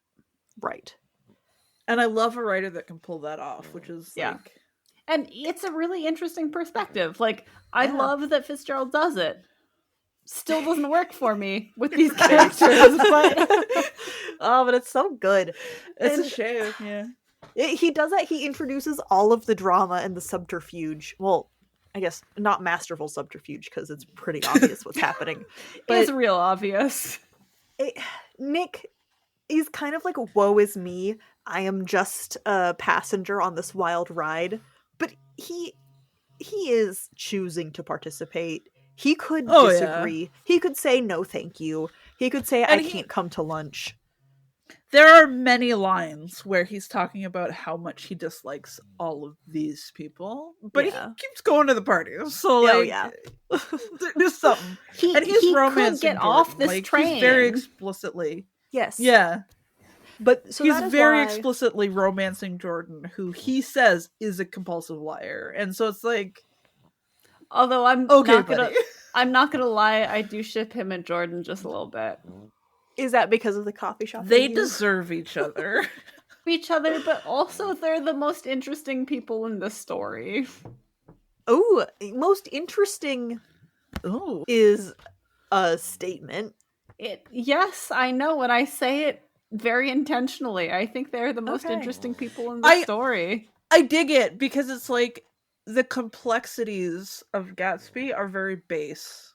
Yeah. It's I love that. I want that. She must love me. Therefore, I will buy her. And Yeah, it's very exactly. common. Exactly. Very Like straightforward. it Yeah. Gatsby Minus the organized crime angle that interests the fuck out of me. Well, how else is a poor boy gonna get enough money to buy a woman? Yeah. Prohibition, baby. So in what is explored in this novel, I do think that Gatsby is very straightforward and uninteresting in his Mhm. pursuit of Daisy. Tom, of course, he's a racist, Ugh. abusive piece of shit. He's just Breaks a woman's nose at the beginning of the We're book. gonna talk about him in a minute. Yeah, he's like- later, Okay, much later okay. on my journey. so he's I'm just gonna put Nick and Jordan together in the middle of most guilty to least guilty, because I think both of them had the capacity to be helpful and Uh-huh. very actively chose not to at Okay. every opportunity. yes, but they are at least interesting in Yes, how they but do just it. just on the prompt that Lily keeps trying to rail. I know. like, I'm forcing get us back into on. this framework, and you Yeah. can't get out of it. And my I would- framework is like I just find them interesting.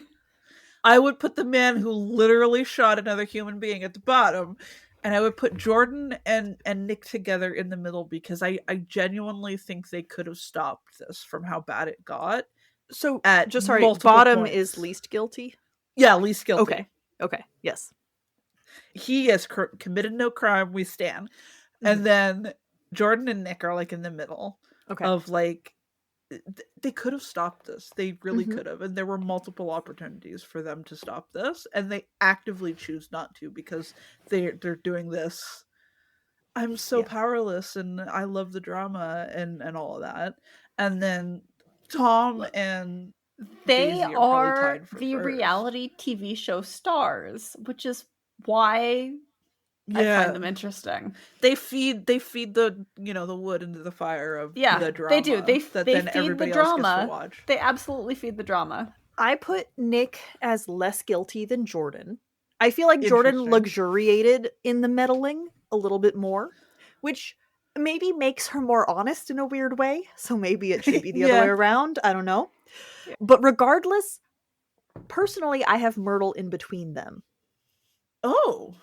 Now, this is kind of based on having just watched the movie where Mr. Wilson is definitely abusive. So that definitely colored my ranking. And I'm not. I don't think that he's not in the book. He's not. Confirmed in the book, he's abusive not, in the books. Yeah. So that was why I did it. But I am thinking back now, like, no, that was influenced by adaptations. But she cheats on her husband. That's not great. But that's at the end of the day, that's all she does. Also kind of, it's also kind of base in that same way. Of like, of course she's wooed by opulence. Yeah. In a world that was very covetous. What happened to the dog? Yes. Yes. I can't get over that. She's guilty because dog. We don't even know the dog's name, god damn it. Her pursuit of glory. An Airedale Terrier, by the way. Which was weirdly like treated as like a bad choice, but I thought Airedale Terriers were actually quite coveted. Like they're really solid working dogs. Yeah, I thought it's a working dog, and this is all about. But she wanted a police dog, and Airedale Terriers have been used as police dogs. Yeah, I thought they were popular at that time. I don't know about that. Yeah, like it was a weird thing that it's like there's so many things that are of the time, but that one detail was like, I'm pretty sure Airedale Terriers were solid, popular dogs. Maybe that was just Fitzgerald being opinionated. I fucking hate Airedale Terriers. This is not retrospective. He is talking about, this is a dog breed I have an opinion about today. Right now. He's like, I fucking hate these dogs. These Airedale Only bitches have this dog. Only women who cheat on their husbands would like an Airedale Terrier. Wow, Fitzgerald, I thought we were cool, but now I find out we're beefing over Airedale Terriers. Okay. I would almost cluster the three of them together because I feel like Myrtle is a victim of Tom because I can't imagine. She is absolutely one of Tom's victims. Yeah. Oh, well, literally. He's so bad. Victim. Yeah. He's so bad that you can't even fully invest in the idea of her being in love. She's just been manipulated away from him. And also he has so much her in the face. He has so much power over her. Like, he's from a different social class. He has physically stronger. Yeah, he's physically stronger. He's wealthier. He can do whatever he wants to her. And it's not going to be an issue. And that's not really explored in the story, but that's kind of the undertone. It is a tiny bit in the quote, they were careless people. And that's about both Tom and Daisy. It's about both of them. That was Tom and Daisy. Yeah. And like I don't disagree that quote applies, but I don't think that it explores entirely the nuance of his relationship with Myrtle. That's true. It's very much a solid.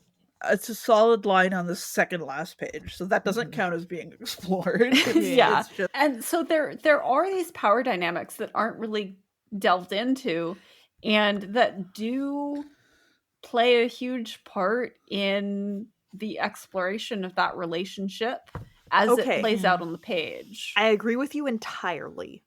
My counter argument is that this is a novella, and so much of it is implied. So much of the story is I think also in snide comments here and there. There's once again a bit of the time tone for Myrtle, because I think of the time, if we think about other women and how they're portrayed of the time, it's always their fault. Yeah. At that time. She's the siren, she's the temptress, she's the she was whatever. Asking for the it. Jezebel. She was asking for it. And so there's a little bit of people reading the novel of that time might have thought she was awful, but then fast forward 100 years where we're talking a lot more about the power dynamics in relationships, we're able to see actually that woman was also an abuse victim. And so that makes it, at that point, it becomes a higher level conversation between us and Fitzgerald rather than us and the text, if that makes sense. I would argue that the text does not decry, like, it does not dispel that she is a victim. It also doesn't like her, though. The way she's described is very... I don't think... She isn't physically described. You're right. If we're following in a way that's very crass. Yeah. Yeah. It's one of the only descriptions that sexualizes the female character in a way that feels gross. Because he only sexualizes male characters before that. Well, but there's also her sister, who I'm pretty sure is a lesbian, by the way, speaking of progressive stuff in this book. I am described not a scholar, physically, but it doesn't feel crass. I'm not a scholar, but you mentioned like queer culture, and I do actually, my understanding is that the 20s were not bad as far as the counterculture goes. Yeah, the counterculture was large because suddenly people were okay with breaking laws, and so it opened up a bit of freedom for queerness in a way that before and after didn't exist. Yes. And you have like lavender marriages and all of that kind of thing. Mm-hmm. So I don't think Fitzgerald was I think she's gay, and I think he's got it on the page. I'm almost positive that she's got it on the page now. Let's see if I can find it. Where she's in her 30s. So this is Myrtle's sister that is only in the one scene.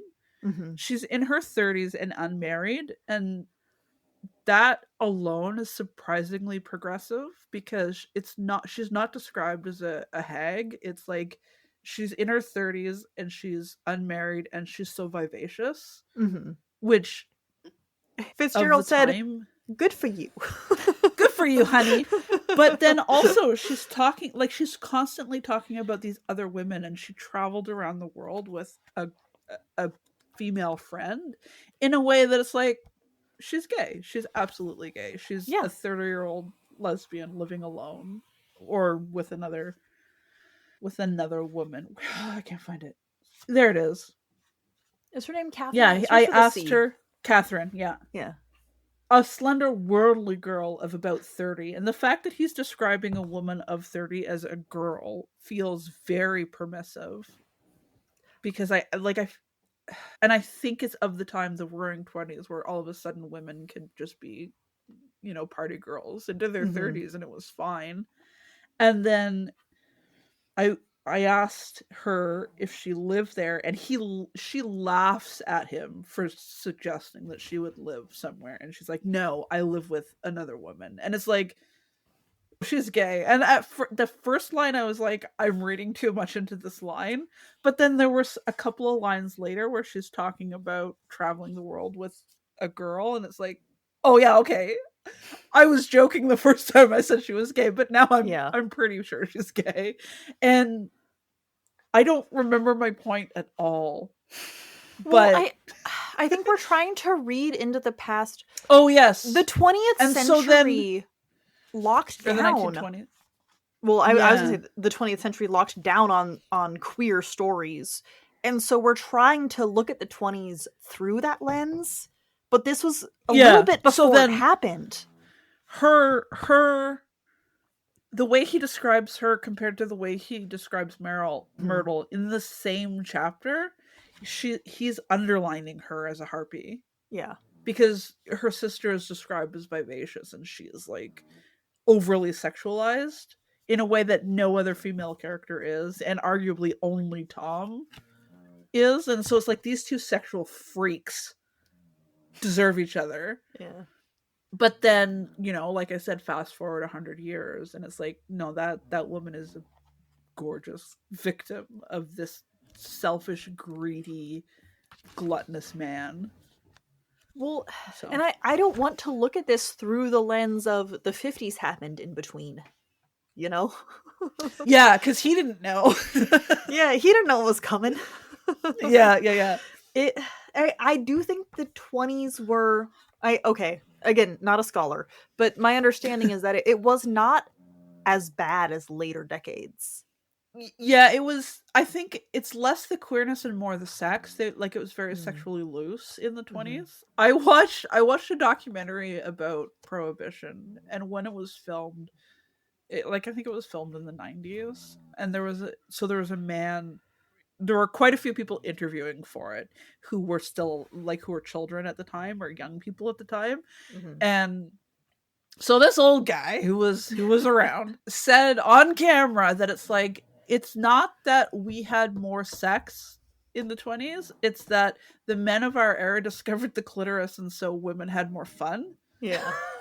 Which was a revelation, right? And so there was a sexual liberation in the 20s, and then I'm not sure when the clampdown happened in response. It might have been the 40s and the 50s. Yeah. But then it's so it's less that queerness specifically was a little bit looser. It was all of sexuality was more permissive in the counterculture because everybody was okay with breaking the law because of Prohibition, and that spread to their lifestyles entirely because everyone was okay with breaking the law, everyone was okay with partying, and when we were really drunk and partying, everyone was having sex with everybody else and playing with stuff they didn't know about.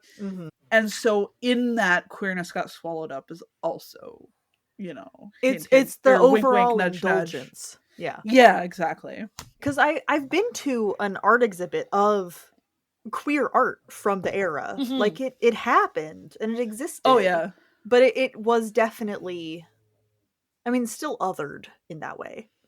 Yes, yeah, but it was the the flappers are degenerates, but we were all the straights and the queers were all degenerates together. Yes, rather than only us. But a time where it was, maybe not acknowledged exactly, but not hidden. It was in the known. Same way. Yeah, that makes sense. It was known and discussed, or not discussed, but very specifically not discussed in order to protect people.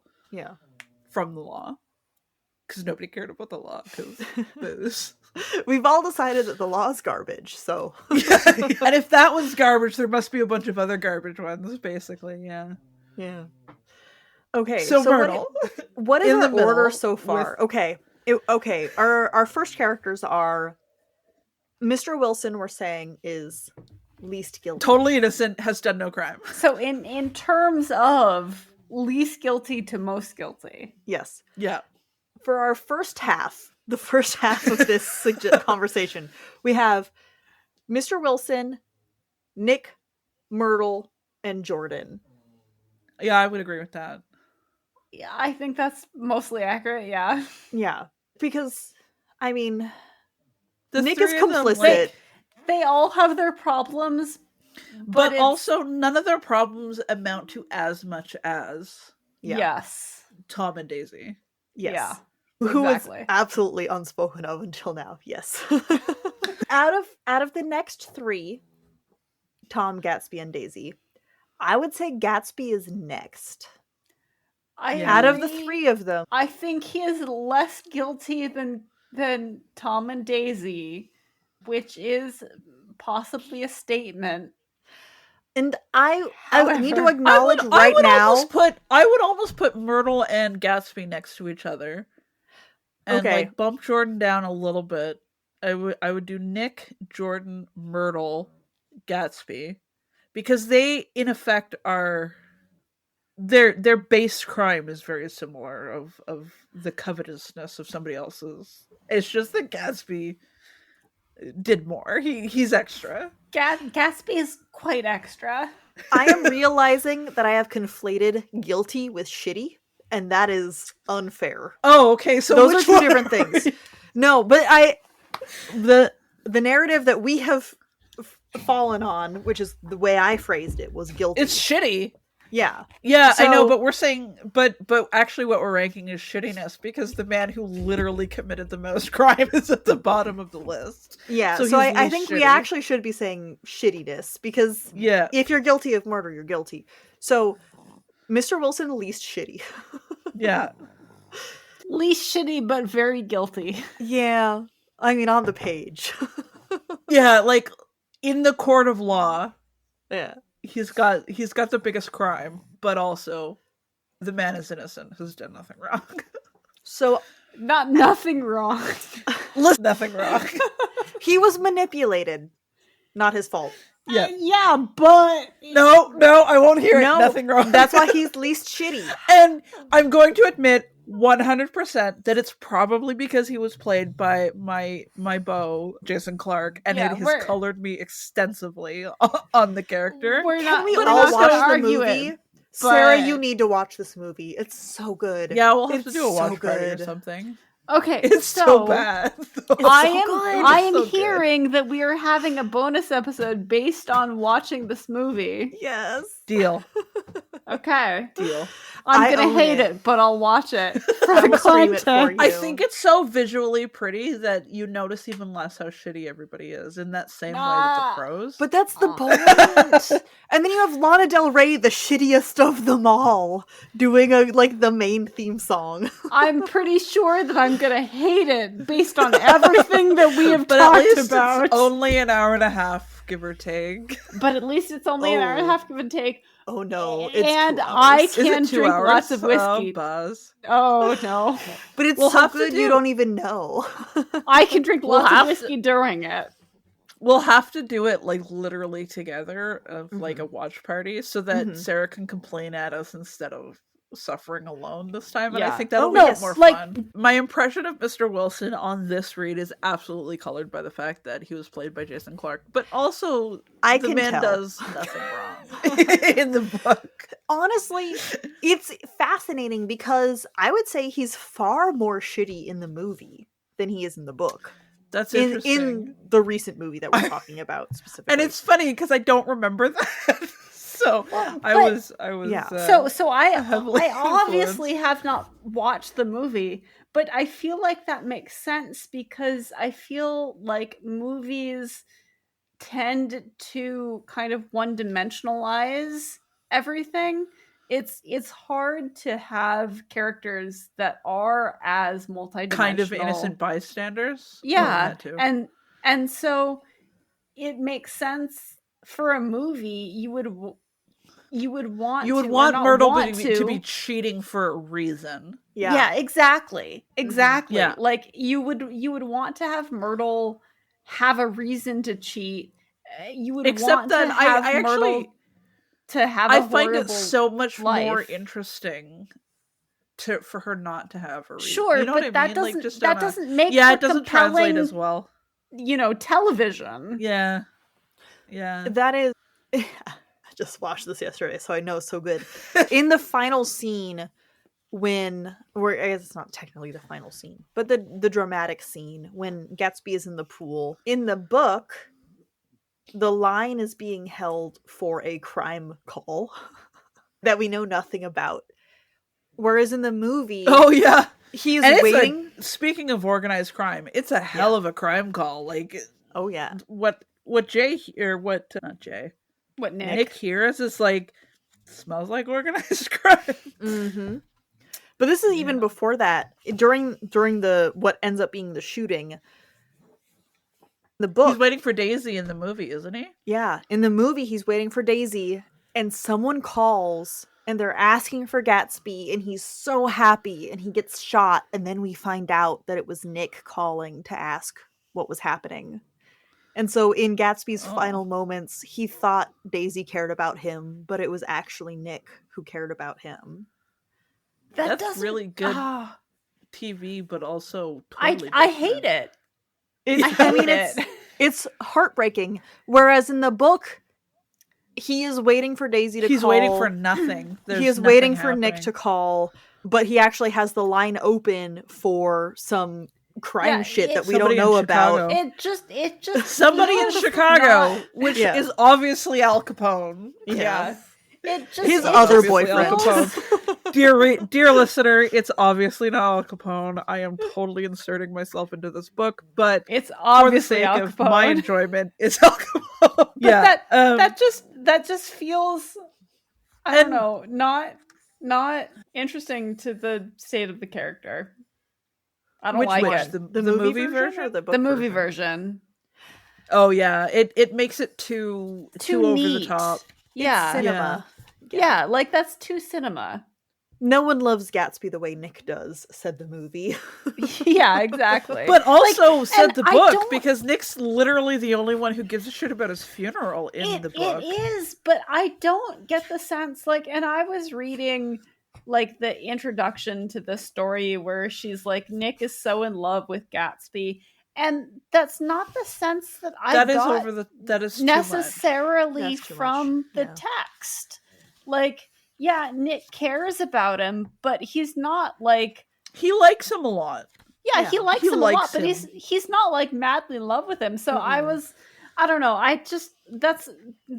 It was incongruous with my reading. And Nick also very explicitly says, I like him, but also I hate him. Yeah. At some point, he very explicitly says it before anything bad happens to him. That it's like, or maybe it was after.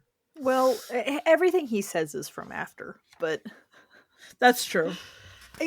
But he says it at some point that it's like, I hated him as much as I loved him, but less explicitly than I read into the narrative in that I have opinions about Fitzgerald. I don't think Fitzgerald intended for Nick to be romantic towards Gatsby. I actually do not think that at all. And that was absolutely the impression that I got from the foreword, which was a shame. Really not what I got from the text at all.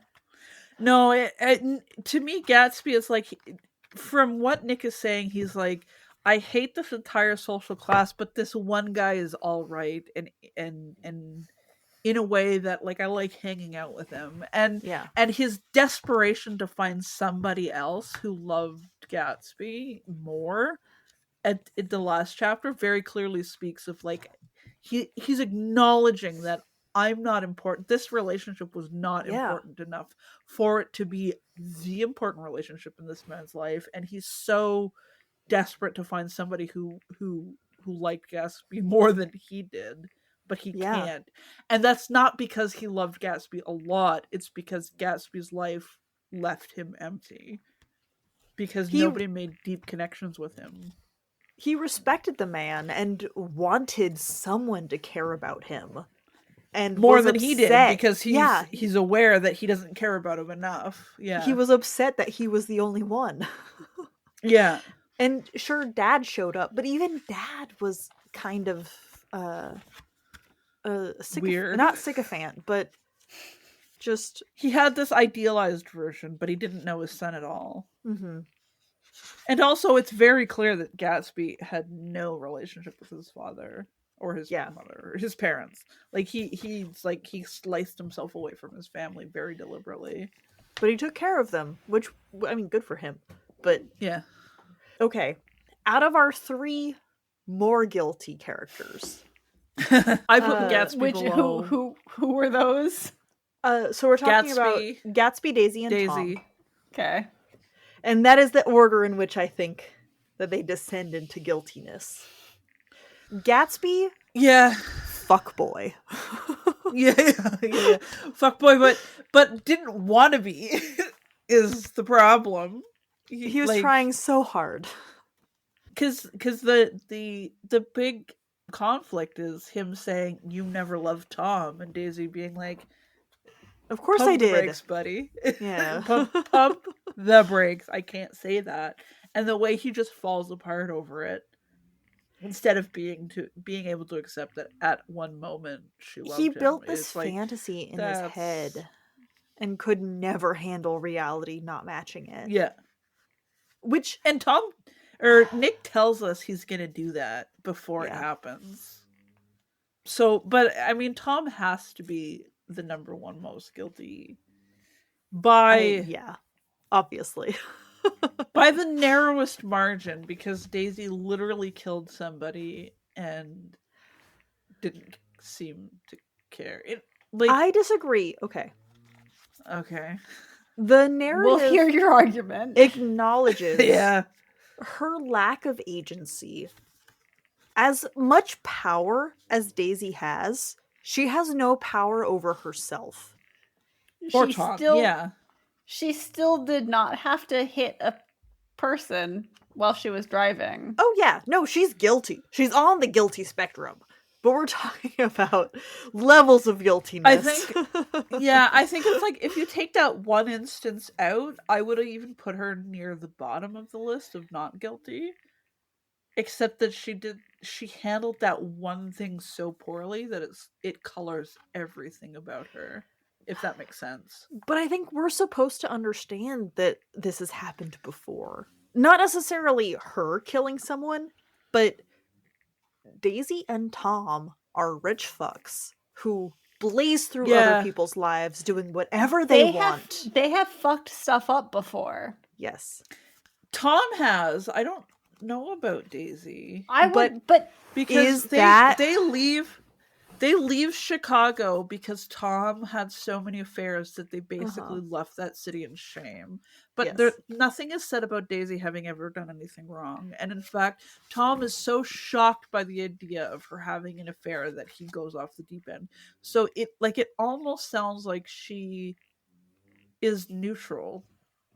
But counterpoint, like, could you not imagine a world where she has done a bunch of bad shit too? Because Absolutely. they're so rich. Things Absolutely. don't like they're Teflon. Just does things not don't stick to them. Yeah, things don't stick to them. We don't But have also, to we're not imagine given it. anything that she's done. We don't have to except that imagine she it. killed We somebody. know that Nick is a biased narrator. And Nick That too. loves Daisy.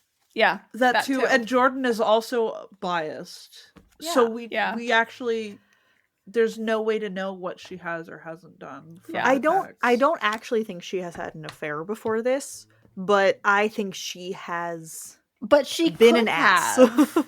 She could have had an affair before this, and we just don't know. It's more that we are looking into this marriage. Yeah, everybody, and going. Everybody in this book loves Daisy. Mm-hmm. Tom loves her in his really disgusting way. Gatsby loves her, so anytime he talks about her, she's wonderful. She's a nice girl. Girl. Jordan loves her in her own way and is trying to help her, but also not. And Nick likes her. Nick really likes her. Nick likes her. Nick is absolutely in love with her. I mean, she calls him out at every stage. Yeah, a couple of times, yeah. And they are second cousins. It's not that weird.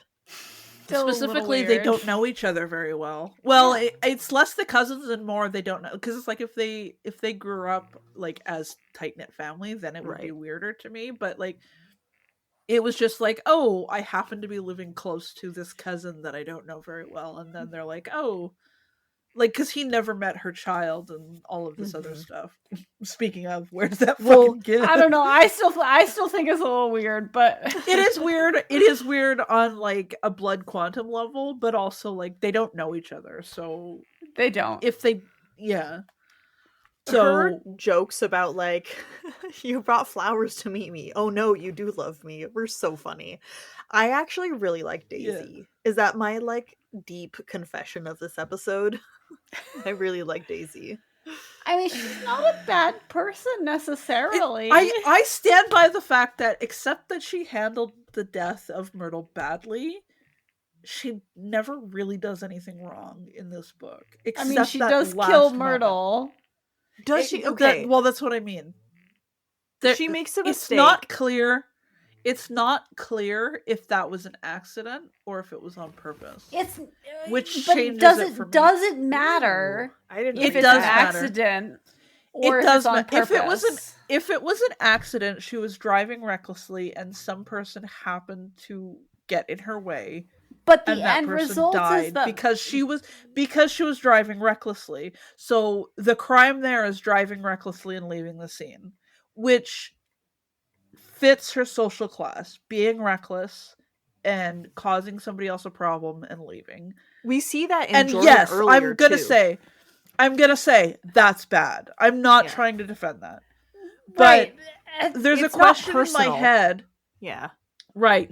The crime is driving recklessly. It's reckless manslaughter, right? The question in my head is, does she know what her husband's mistress looks like? And did she see her coming? And did she hit her on purpose?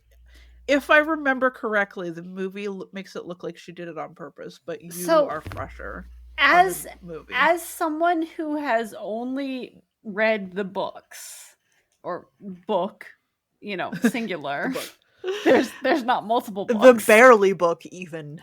Yeah, the novella. I've not watched the movies.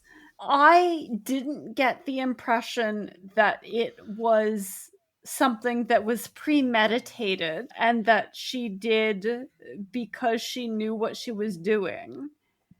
Yeah. So reckless manslaughter. So Yeah. I do think reckless that it was endangerment. just What is it? she hit someone, didn't realize And ditched. who she was hitting, and ditched, which is a terrible thing. Which is terrible. Absolutely. Yeah, like It's even more tragic because Myrtle was trying to implore Tom for help because she was being kidnapped by her husband. By her husband. Yeah. And this is why Myrtle is higher up. But I also don't think, like... Well, but it's also why, to me, Tom is way more culpable than Daisy ever is, because it's like, but for that one tragic moment, she hasn't, in the narrative, done anything wrong. Yeah. And Tom caused all of these dominoes, right? Yeah. And so it sucks that she was driving very recklessly, and it sucks that she left the scene of an accident. And those are indicative of her social status, I think, of like, somebody else will take care of this. And that sucks. I'm not saying it doesn't. But were it not for Tom setting all this up, none of this would have happened. And Daisy's bad choice is she's still a victim of Tom. But that is in that domino line. That is exactly what this book is setting up. Is that Daisy gets to fuck up, and her rich ass husband is going to fix it every time, and she knows it. So she knows it, and it's clear that she knows it, that he's going to take care of it. Yeah, and that's why she was matter what never she gonna does. She was never gonna leave Tom. No, she wasn't. She was never gonna leave Tom. And Gatsby, she just wanted to have an affair like he did, which, like, literally fair. Yeah, and then Gatsby pushed too hard. And she says it. You ask for too much. Yeah. And Nick says it. Everyone says it. You're asking for too much. I think even Jordan says it. Everyone says it. Like, dude, this is an affair. What are you doing? Yeah, oh, you want too much, she cried to Gatsby. I love you now. Isn't that enough? And then he has, like, this little baby tantrum. Yeah. And it's like, all of these people are shitty people. Why do I care about them? I hate them all. Looping back to... Because the pros, Sarah. Because the pros. No, I still hate them all. It's beautiful. The human experience, too, of, like... It's so believable, like, the level of opulence that they hit. Of course they're fucking unhinged. Like, there's nothing tying them down to reality. Yes, it is. Bad news, though. Who has to deal with this level of opulence? I mean, like, yes, it is believable, but I hate it. If you are rich, not rich. Yeah. Yeah. That's the thing, right? Like, who at that time, Fitzgerald was criticizing a class of people who were kind of considered gods. Well, they're in New York, right? So there's like there's these hints of the Roosevelts in the text. So he is talking about the political class specifically, in a way. Yeah, like he's doing really interesting political criticism, and the fact that I hate this book, and social criticism, and the fact that I hate this book doesn't detract from that. But also the people suck. And it's beautiful, But, though. yeah. Like, think about it. No. Let's drag Will them not down convince to her. our level. You are just as trashy as us, and how dare you pretend otherwise? Yeah. And he said that at the time. This was not a retrospective book. But I hate them all. Good. Well, I just He fucking wanted hate you them to all. hate them. He was Sure. like, hey, Sure. you see I'm- these glorious people, you should hate them for these I am reasons. experiencing But also- this as he wanted me to, and I hate it. Yeah, it's the ability to derive some kind of sadistic pleasure from hating them that Sarah lacks because she's a better person Yeah. than we are. Yeah. Well, I don't know about that, but Oh, well, we won't Take read. it, Sarah. Take it. Take the compliment. Maybe Carrie and I will do Tender is the Night without you. yeah, okay, you two can do it without me. That's fine. Yeah, That's fine. I would from just the line that you said up at the top. It's like deal.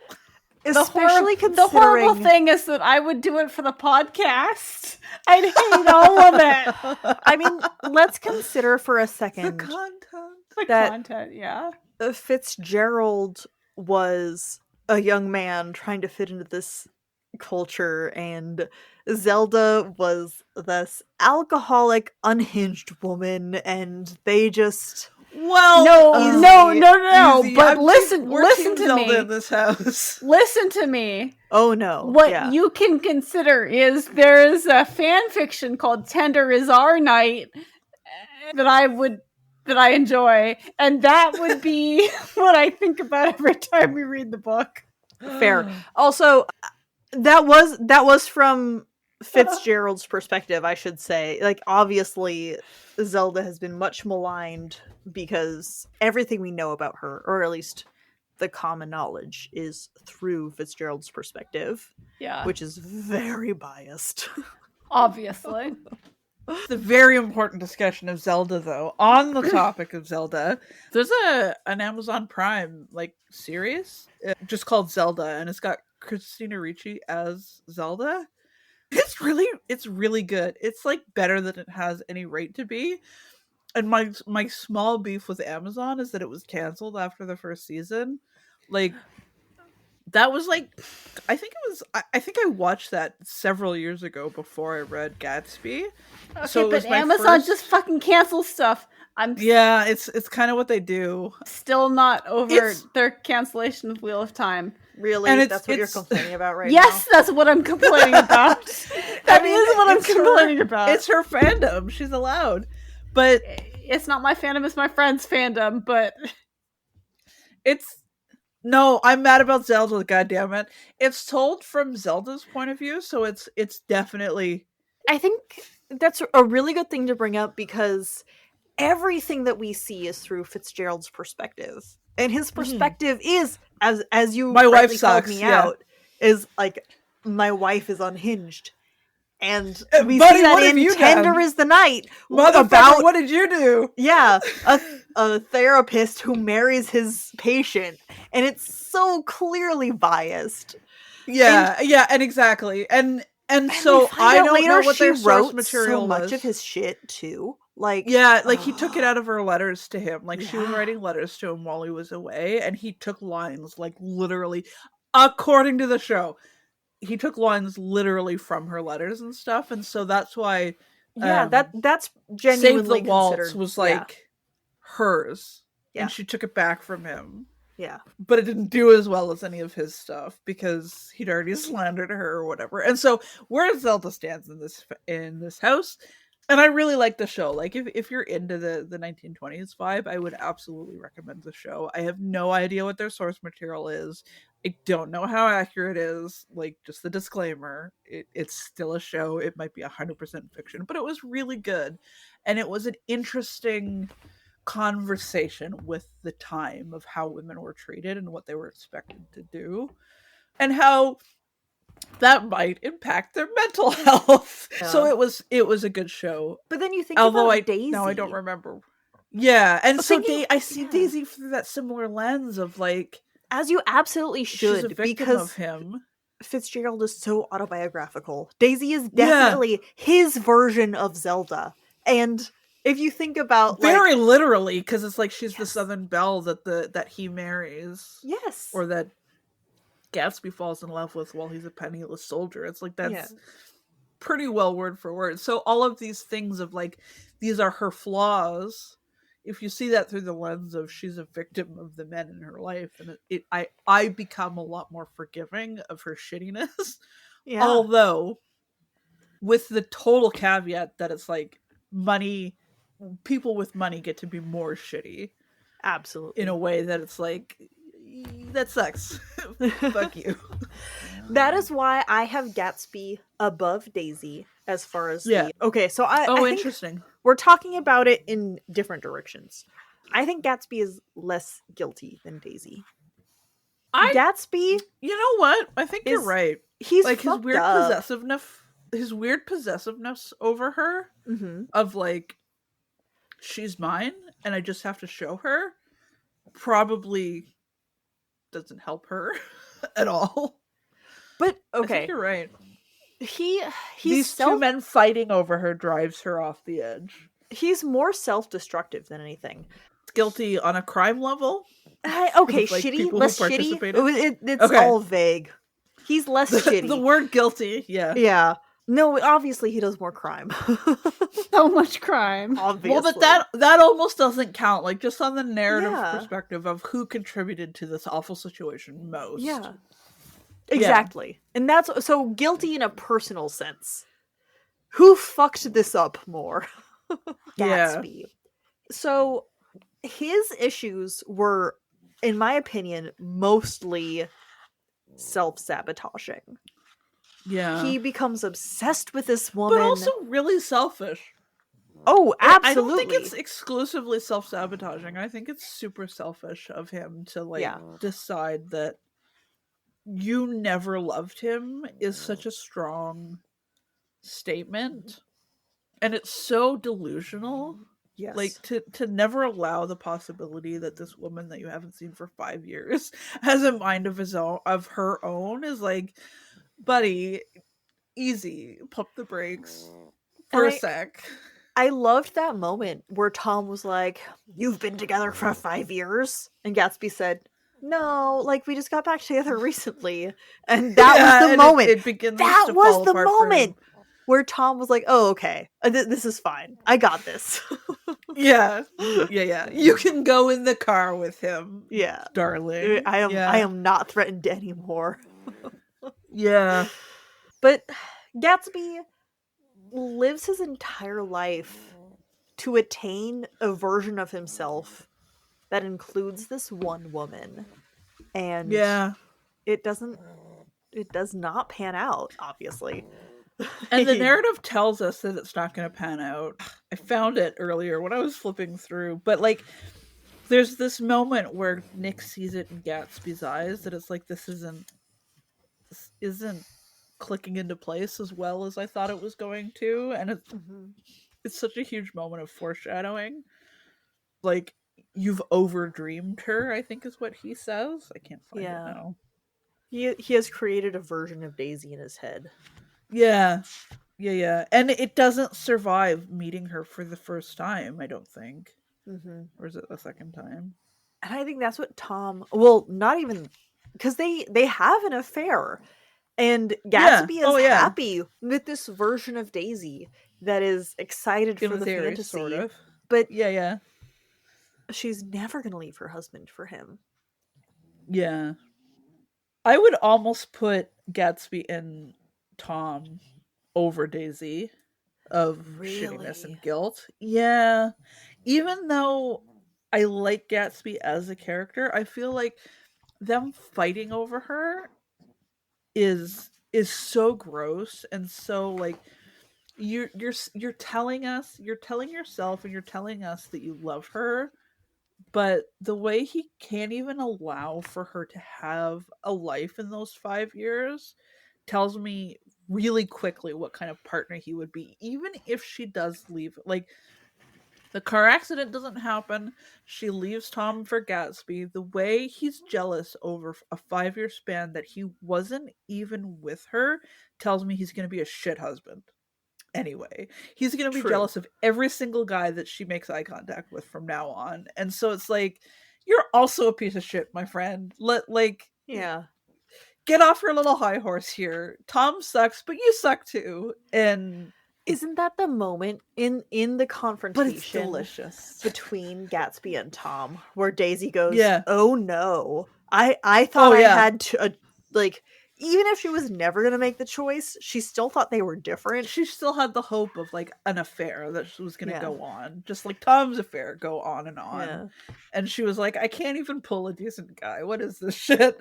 I'm fucking done with these guys. Turns out he's just as bad. Sarah, dear listener, Sarah just rolled her eyes so much. It was delicious. I just think that, like, my God. Okay, here is They suck. They suck. They suck so bad. Here is my defense of Daisy.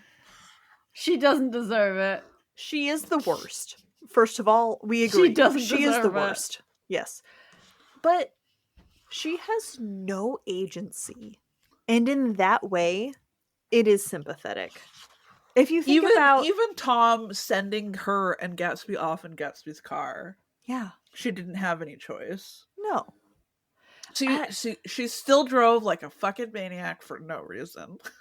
But Her life has been orchestrated by other people in a way that I think is maybe more understood by the era. I have to argue. yeah. Of like Uh, the chattel property. Yeah, that's not an experience that I have had choosing my spouse and who I date. Yeah. And so while she sucks, and I'm not going to argue that she does not suck. There is the line, I mean it's the line that everyone pulls on, but she found out that her child is a daughter and she wishes Oh yeah. that she And is a weeps. I beautiful hope little she's a fool. Because it's the And- only way to be okay. Yeah. And I think that is the moment where you think Daisy knows more than she really lets on. Because how could she live as a smart person in her situation? Oh, well, she knows about Tom's affair too. Like, there's a fight. There's an Yeah. almost fight during those phone calls because Yeah. she knows who's calling. And it's if she didn't do everything else, it would be heartbreaking. Yeah. But also, she's an asshole. Yeah. On top of it. She's also an entitled rich bitch, so I don't feel that bad for her. But Word. her life is hard in the sense that Tom started cheating on her. They said after they got back Almost from their honeymoon, immediately. 3 months. 3 Yeah, months is that the after they line? got married. It almost immediately. Yeah. Yeah. Or at least that's when it was first exposed. He just never stopped, basically. No. So, I mean, she's not living the ideal life. It might be cushy, but it's not ideal. And that is why I think she is less shitty than Tom. Oh, absolutely. Tom is the I would most put- shitty. Yeah. Tom is the most shitty, and then Gatsby, and then Daisy, and then the little chaos trio of Wilson, or not Wilson, Yeah. Jordan, Nick, and Myrtle are kind of like clustered together as these Yeah. victim participant of this train wreck, Mhm, and then our unsung hero, the best man. Yeah. I want to sit on his porch with him and just people watch, and we'll have a little bottle of whiskey, and it's gonna be fine. The thing is, Nick He would can be forget good friends Myrtle. with him. They like people watching together. It would be lovely. Yeah, yeah. Has anyone written Mr. Wilson Nick fan fiction? Probably. Probably. Okay. Sarah, you look like you have an opinion, and I would love to hear it. I don't have an opinion. I just want to go to bed. All right, fair enough. Well, You don't have an opinion, you just have whiskey. Yeah, basically. Tom is the worst, and we can all agree Yeah. on that. We do agree on that. Well, Kay, thank you so much for joining us. This has been my Thank you. favorite conversation. It is always a delight to have you on the podcast. I gotta really invite is. myself on more. We're You should. officially Yes, you Yeah. do. Yeah. You are inviting always, myself on for the watch party. You Oh, are yeah. always welcome to invite yourself onto the podcast. Like, genuinely, we love Deal. having you on. One day I'll find a book that you and I both like. It might happen one day, but until then, you're still welcome all of the time. Speaking of, where can our listeners find you on the internet, and what are you up to right now? Yeah, exactly. What am I up to? Nice segue. So I'm obviously working on book 3, Legacy of Ash and Stone.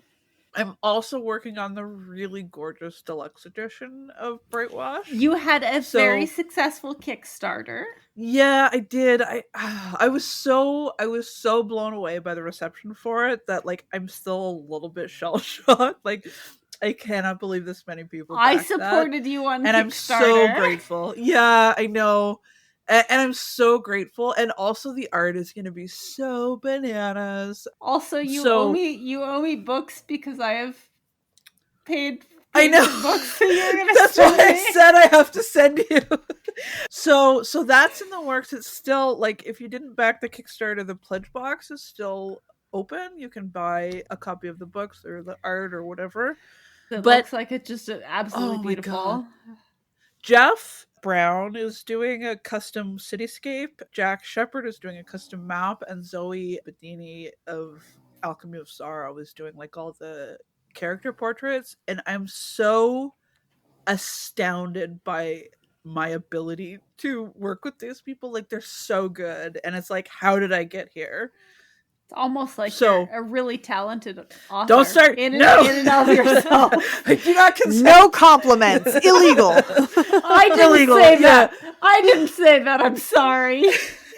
Yeah, so but then also as I discussed with this episode, I'm working on like this really freaky Prohibition era gangster novel It's where gonna be the really magic cool. the magic is fueled by psychedelic mushrooms. It's gonna be really cool. You And know that's- I'm here for that shit. I'm Yeah. so Yeah. ready. I'm Oh, so boy. excited for it. And also there's dragons. So like every time I pitch this novel, everybody just lights up and it's like, man, I gotta fucking write it. We're so here So- for it. someday it'll be done and ready. I'm really excited for it. What else? So mostly, fortunately, my name is unique enough that if you go to any social platform and type in Krystle Matar, you'll find me. And if you find somebody else, they deserve a medal. So that's Instagram, Threads, Blue Sky mostly. That, and I do the Dripping Bucket with Michael R. Fletcher. We're on hiatus at the moment, but hopefully we'll be back after summer's over and the kids are back in school. So that's it. I got everything. Well, we'll link to all of that in the description. And thank you so much for joining us. This Thank has you. been an absolute blast. We love Yeah, to this have has you been really good. on. We don't have you on often enough. You- It's always a delight. I mean, I feel very welcomed by the fact that even non-confrontational Sarah is like, it's okay, we can disagree on a book, just come back.